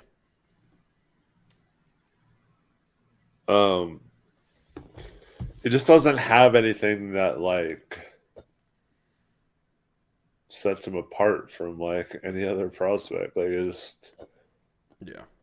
there's nothing. And I thought, he potentially could have like I don't know who to compare him to, but like a bigger a lengthier forward that can handle the ball a little bit and maybe make some plays that way. And he's just not really a ball handler. Yeah. He can shoot, I guess, if he's wide open. Like you said, any type of contest, and it's usually pretty far off. But he doesn't have a bunch of athleticism. He doesn't have good feel for the game, it seems like. So he's not the strongest guy. Yeah. He's not like the sharpest ball handler, and unfortunately, it just hasn't progressed. Yeah. So I mean, I guess he could still figure it out eventually. I just don't know if it'll be here in Portland. I just don't know if he's going to get enough of an opportunity ever to show anything. And I don't know if, honestly, he deserves much more of an opportunity than he's getting right now. No. Chris is better than him. Chris is better defensively and at little things and finishing around the rim and like being able to actually do something off the dribble without scaring us and me. Like, Repair does stuff off the dribble and I have no idea where it's going. Where Chris is like, okay, I don't expect Chris to do a whole lot off the dribble, but when he tries to do something off the dribble, I'm actually like comfortable with it to the point where like, all right, if he doesn't turn the corner, like he'll at least get it out to somebody who can then do something, or he'll get to the rim or like get within 5 feet and finish. And it's just simple. And it's just solid. He takes care of the ball when he puts it on the floor. Repair, it's like, okay, is he going to try and Euro step and then not jump off the ground and get blocked at the rim, like with the backhand layup that he shoots into the defense all the time? Like, yeah, I like Repair. He's humble, like seems like a good dude, man. So none of this is personal. It's just unfortunately like what we're seeing right now on the floor. I hope he can figure it out. Just, he did some nice defensive things last game. So the defensive stuff is fine, I think. It's just the offense is just not there. It's just not there. And the lack of progress, I agree with the comment in chat. The lack of progress is the biggest red flag. I agree with that.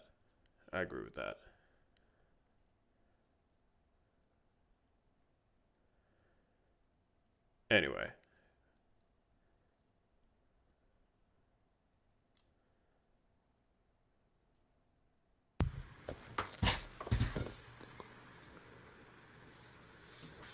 Sorry, I had to grab some Kleenex. Got you. Ayton stat line tonight. Yeah, did you see Ayton left at halftime apparently? Was he injured? What was the deal with that, chat? I saw people just being like, nothing on Ayton. He's just gone. He's not on the bench after halftime. Jackson Hayes is starting. Like he physically left the arena? Yeah, like he wasn't on the bench the second half. And Jackson Hayes started. And nobody, like, there was no play that indicated that he got hurt, and, like, nobody knew, and there was no update. Oh, it's back. Okay. Yeah, I figured he got hurt. It's just, like, the lack of an update was like, did Ayton, you know... With Ayton, you never know, right? Did he get mad at halftime and leave leave the arena? Yeah, I didn't see anything on Ayton. Yeah, comment in chat says it's back, so I'm trusting that. I'm trusting that comment. Imagine still having Ayton on this team. Yeah, see, like, Ayton does not fit into the culture, like, that they're building. He just doesn't. Gee, who was trying to say that since we acquired him? Yeah, like, oh, the team would be so bad without Ayton. We're 4-2. Last year, I think we had a winning record without him. I forget what it was, but we were like 8-4 without him or something like that. We were a winning team without Ayton. Maybe I'm remembering that wrong. You can correct me if I'm wrong, but I believe we were a better team last year without him on the floor. And now we're 4-2 to start this year. We're definitely a better team without Anthony record-wise, but I don't remember Ayton. We would have lost this game by double digits if DeAndre Ayton was the starting center still. Jokic would have punked him like Jokic always does. The pick-and-roll defense, like, the lack of effort that he has at times. This team is better with Donovan Clingan. Even if he goes 2 for 8, scores 5 points in 24 minutes, he's getting 15 boards. He's playing good D, setting good screens. 19-23 without Ayton last year. I think it dropped off late. Yeah, oh, they tanked. So, like, I think it was above 500 before they tanked, is what I'm remembering. Yeah. So many people said we would be a bad team without Ayton and Ant. People love those two. I mean, Ant, like, Trevor says 8-4 was Simons. Got you. I mean, Ant could score the ball. He's playing better defense in Boston this year. He's actually been playing good defense in Boston this year. So I guess he needed a change of scenery to figure things out on that end because, you know, I thought the effort wasn't as bad as people said with Simons. He just struggled. Like, he didn't know how to defend. And he was trying to put pressure on himself to be the star here. Now he's a sixth man in Boston. Like, I always thought he started in caliber. I think on some teams he'd start. On teams like Boston, you know, he's coming off the bench. Like, one of the best six men in the league if he's coming off the bench. And the defense has been better. So I don't view Ant in the same breath as I do Ayton. Because Ant, not a locker room, like, not a questionable character, not a questionable effort guy. Just style of play, Drew definitely fits what the style of play that the Blazers play with more than Ant.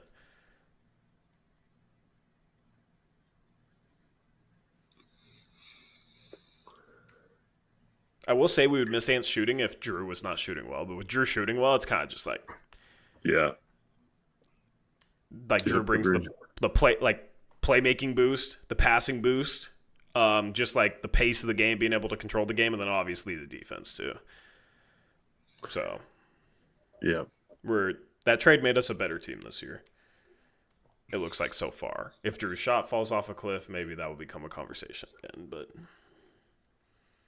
But yeah, and also just the vet mentorship, like the veteran in the locker room, especially dealing with the Chauncey thing. It was good to have somebody like Drew. It was good to have somebody like Dame. Dame addressed the team, said, you know what? No, none of your opponents are going to feel sorry for you. You know, like, it was a great message. Yeah, nobody else is going to feel sorry for you. You professionals, go keep doing your job. And they've done their job. Now they're 4-2 despite the turmoil. They're 4-1 with Tiago Splitter. They're 4-1 under Tiago. So, and let me just say too, man, that could have been a situation where it just like this whole team just let it affect them, and they kind of like end up having a lost season because of it happening after one game and all that kind of stuff. So just credit to them, credit to the coaching staff, credit to those vets you mentioned for kind of locking in and making sure they rallied around the people who are in that locker room.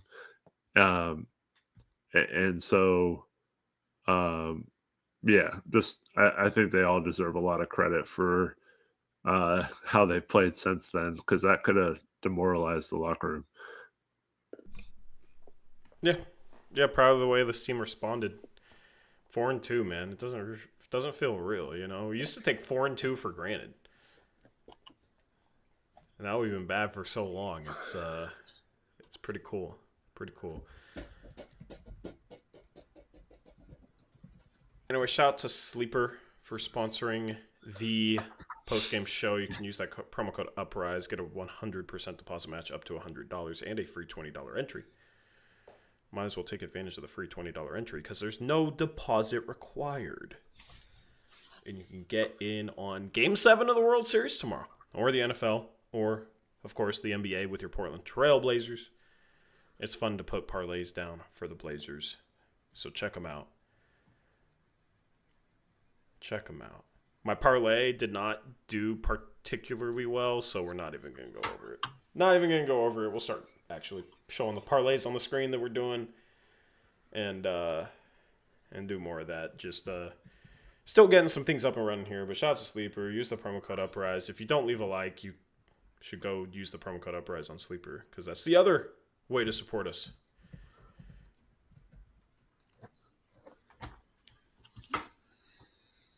Anyway, we'll take questions for the final 5 minutes, and then we'll wrap up the stream. We'll have a video tomorrow. It's been fun doing these off-day videos when the team's actually playing well. So I know you guys have been enjoying the format of all those, so we'll keep those coming. We have 2 days off, so I think 2 videos. Saturday and Rip Sunday. City says, are we damn near locked to be a play-in team? Man, nothing's locked at this point of the season. No, I know. Especially in the West. West. I hope so. I mean, if we play this way, obviously, if we don't make the play-in this season, it's almost going to feel like a disappointment unless there's like some major injuries to the starters or something. But for me, yeah, I feel like that was the goal this season. It was the goal going into the offseason, and it's all right there for them. They're playing well enough to where I think the expectations should be raised to that level, even if you weren't thinking this team was good enough to make it. I think just what you've seen so far through 6 games, that they definitely should be in the race for a play-in at the very worst this season. And we're going to... Sorry, go ahead. I was to say, our critiques and our criticism, well, at least for me, I don't want to speak for you, but like our critiques of the team are most likely going to reflect that we and they believe that they're a playing team. And so if they lose 10 out of 11 or something and are playing like crap and the rotations suck and players aren't playing well, we're gonna say that's not good enough, you know? Yeah, exactly. And we'll talk about the good, we'll talk about the bad, we'll talk about everything in between. But yeah, with the standard being raised, you know, there's no more moral victories. Now the job is to actually win games, and they've won games so far.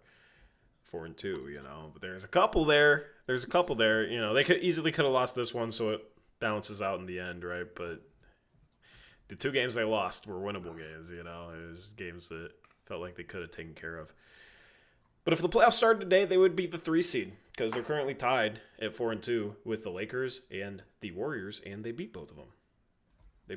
Like, you look at this tough early season schedule, right? And they beat the Nuggets, they beat the Warriors, they beat the Lakers. Like, those were games where it's like, man, this schedule's super tough. Look at these Western Conference playoff teams. Well, I know the Warriors were second out of a back-to-back and the Lakers were depleted, but like those are games coming into the season like that looked tough to win and you won them, right? The 2 games you lost were also against Western Conference playoff caliber teams with the Clippers and the Timberwolves.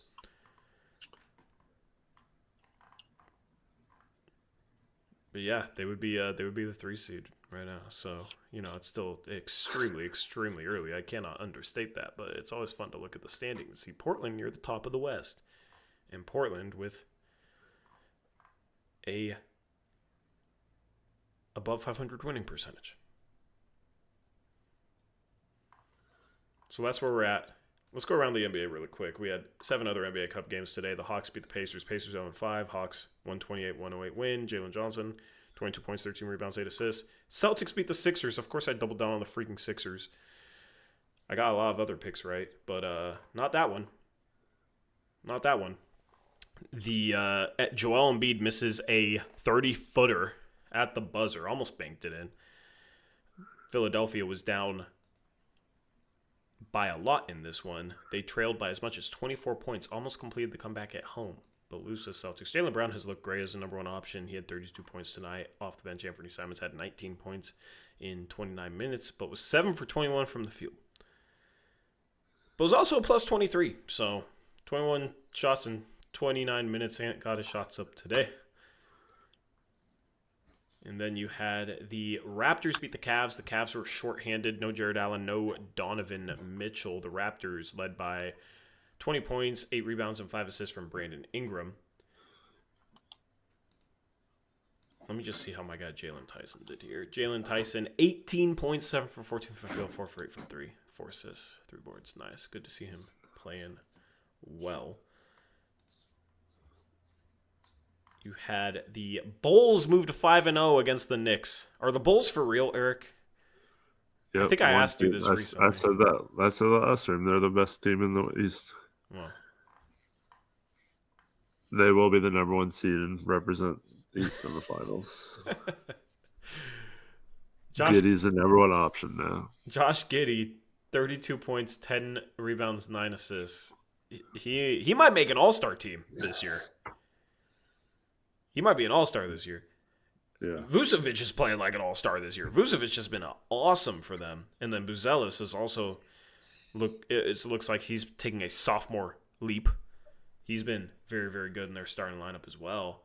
And then they get 22 off the bench from Ayo Dosunmu, Jalen Smith off the bench, 10 points in 17 minutes. They have Kevin Huerter who can knock down threes. Like, they got some bench pieces there too, so they're an interesting team to follow. They've seemed directionless, but maybe they're the surprising team in the East this year. Every year there's a couple of surprising teams that nobody expects, and maybe this year it is the Chicago Bulls.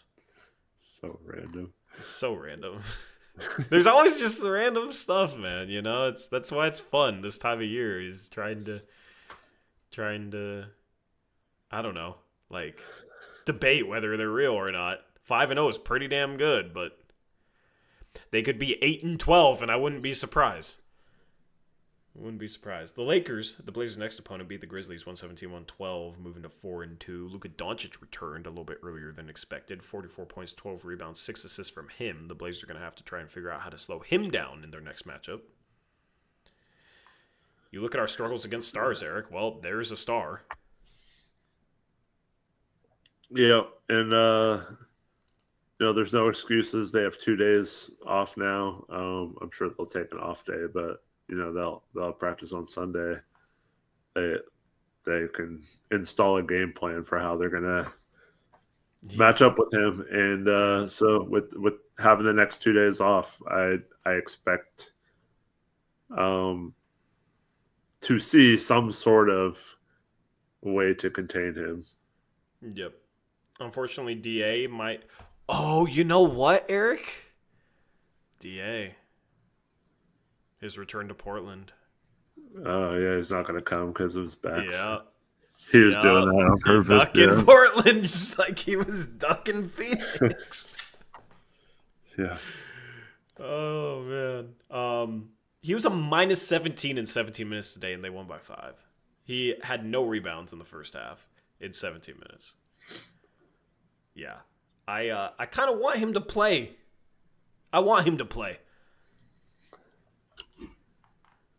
I wonder what type of ovation you'd get in Portland. People would probably cheer him. Even though he demanded a buyout because he wanted to play for a real team, was basically his attitude. Did you see John Morant today? In 31 minutes? 8 No, points. I didn't. That's it. 3 for 14 from the field. 0 for 6 from 3. That's why I lost my double down. Jeez. Yep. On the I season. thought he was going to have a big game. On the season, 23 points, 6 assists, but it's not efficient. 43% from the field, 19% from 3.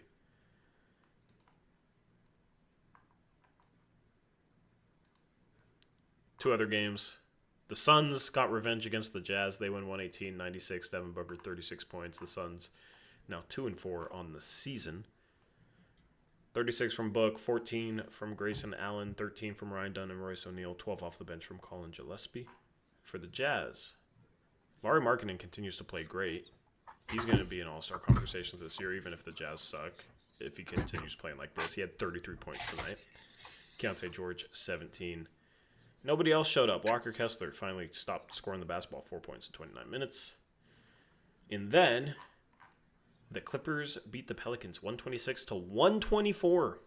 The Pelicans almost got their first win of the season, but they remain winless at 0-5 as the Clippers, led by 34 points from Kawhi Leonard, also had 6 steals, 5 assists, and 5 boards. James Harden, 24 points, 14 assists as the Clippers move to 3-2 on the season. Zion Williamson had 29. Trey Murphy had 17. Jordan Poole, 30 off the bench. They're starting Jeremiah Fears right now. But it was not enough for the Pelicans. That was around the NBA. Neil says that Ja called out the coaching staff in the post-game interview. Who? Ja Morant. And that there was several incidents people are saying of him pouting and possibly Jaren too during the game. Oh, man. Ja's going to cost himself a lot of money. Brother, you're 3 for 14 from the field. Why are you calling out the coaching staff? I feel like the Grizzlies... I mean, I know he's your franchise player, but, like, can you really give that guy a supermax? They probably should have traded him last offseason. Probably. Because the rate... I mean, who knows even if he had that much value, though, with all, like, the baggage and the problems and the attitude. It's always the coaches. Yeah. Yeah. I mean, they should move Ja and probably move Jaren Jackson, too. They have the Phoenix Suns pick this year. They have the Magic pick if they continue to struggle. They have their own pick. They just got Cedric Coward. They got Jalen Wells, right? This is where they should just go all in on the youth movement and the rebuild. They're positioned in a great spot to just cash in on Ja Morant and Jaren Jackson Jr. and go with a youth timeline that's more solid than the previous youth timeline that everybody thought they were going to be competitive for a while, and then all the Ja Morant drama, and they just fell off a cliff. They're 3-3 on the season, so, 3-3. They should be playing caliber, but man, if I were them, I'd trade both of them and just blow it up. You already have some good young pieces, so. Yeah. We have their pick, right? Suns have Grizz. Well, it's like a swap, so I guess they don't have their own pick plus the Suns pick. So yeah, it's like a swap with like 4 teams though. So I don't know what exactly Phoenix. Yeah, has. I don't think the Phoenix has Suns worst have of 4 teams. Yeah, I think they're the worst. Though. Yeah, like Charlotte's involved and Orlando's involved. And yeah, it's really complicated. Really complicated. Especially because, the Grizzlies draft so well since Blaze the Nuggets. I mean, they have their misses, Zaire Williams, and they traded Trey Murphy for Zaire Williams, essentially, in that draft, the pick that became Trey Murphy. David Roddy, right, Jake LaRavia they moved on from. But yeah, Desmond Bane, Cedric Coward, both good picks. Anyway. Still got 400 people in here. Appreciate you guys. 12:25 in the morning. November the 1st. November's here. Man, what a game. What a win. Subscribe if you're new. Blazers. Yeah, man. It's fun to win fun games like this. But shout out to you guys for enjoying Halloween night with us. Anything else, Eric? It's so weird being on like the edge of your seat during the fourth quarter. I know, man. I stand up when things get serious, and I was standing up today. I set up too, but yeah, I just meant like it feels good to like be like, you know, rooting for them to win again and not like, oh, okay, well, they lost, but that's okay because it helps out. Or yeah, it'll still pale in comparison to the Mariners playoff run where I was like pacing around the house, taking 10,000 steps during a game because I would literally just pace around the entire house because I was so nervous. But you know, hopefully the Blazers can get back to the playoffs. I don't know, but like basketball's like flows, so it's just not the same. Baseball is just so much tension and every single little thing. So yeah, but you know, after we trade for Tarek Skubal, we'll be all right. But also, like, if I don't want to get too far ahead of ourselves, but like, if the Blazers end up making the playoffs and being a decent team, they're also a team where you could see like just being a pain in the other team's ass, like in a 7-game series. So, like, their defense is definitely a playoff type of defense. If their offense could ever come around and if they could learn to move a little bit more, man. Well, they're going to be a pretty scary team. They're going to be prime position to maybe trade for a star if one becomes available this trade deadline. Yeah. Like, could you imagine Giannis on this team? You know, like, you'd probably give up Sharp and maybe, you know, Sharp plus Young plus, like, all the picks in the arsenal. Bucks picks help you get that trade done maybe. Like, Grant, salary matcher, but just, like, having Giannis in the half court, you just give them the ball and they'll just bully everybody. And then Denny kind of the same way, a little smaller. I don't know. That's, you know, Giannis is dreaming very big and probably be a lesser star than that. I don't know what star makes sense, but we can start having those conversations. I also think, like, with the half-court scoring, this is where Dame's going to help next year.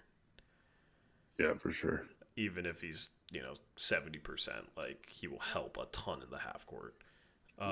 Yeah. So, yeah, like, you know, there's still some things to improve upon, but they're headed in the right direction, and this is a great start to the season. They got the Lakers coming up on Monday. We'll have that post-game show. Then they have a home game versus OKC. I said it was a 4-game homestand. It's only a 3-game homestand. But these next 2 games, man, just win one of the 2. But, like, can they be competitive against OKC? Dude, that'd be so sweet if we beat them. Yeah. Can they be competitive against OKC? Beat That's the a Lakers, litmus man. test. If it was on the road, I'd go into that, like, they're probably going to get blown out by OKC. But, like, at home, with how they're playing, they might have a chance. And I'm hopeful they can be competitive in that game. Yeah. Yeah, me too. And before we go, I just want to say I hope everyone had a good Halloween. And thank you so much for everyone who tuned in.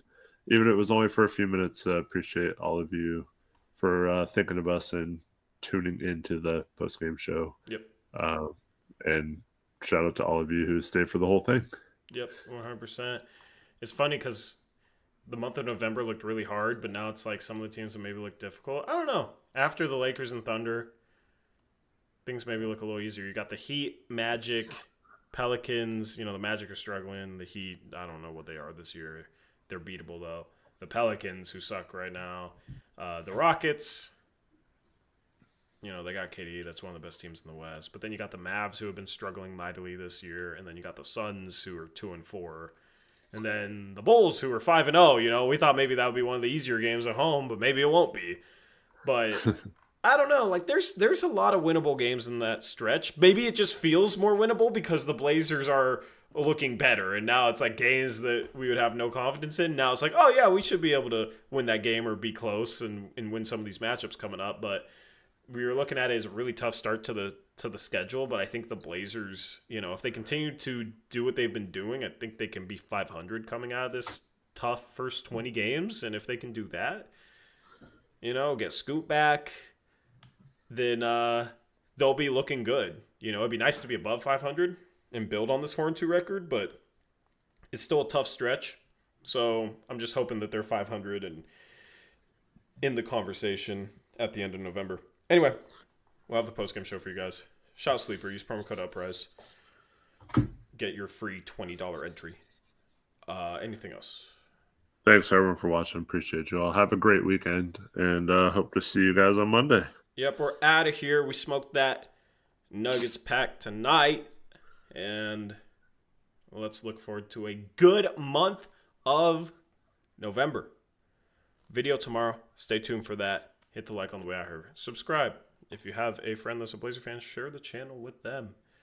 And appreciate all your guys' comments. I know we don't respond to a lot of them, but we do read a lot of them while we're talking about other sorts of things. There's just a lot to talk about with this team. So appreciate you guys commenting in chat as well and making chat fun to read.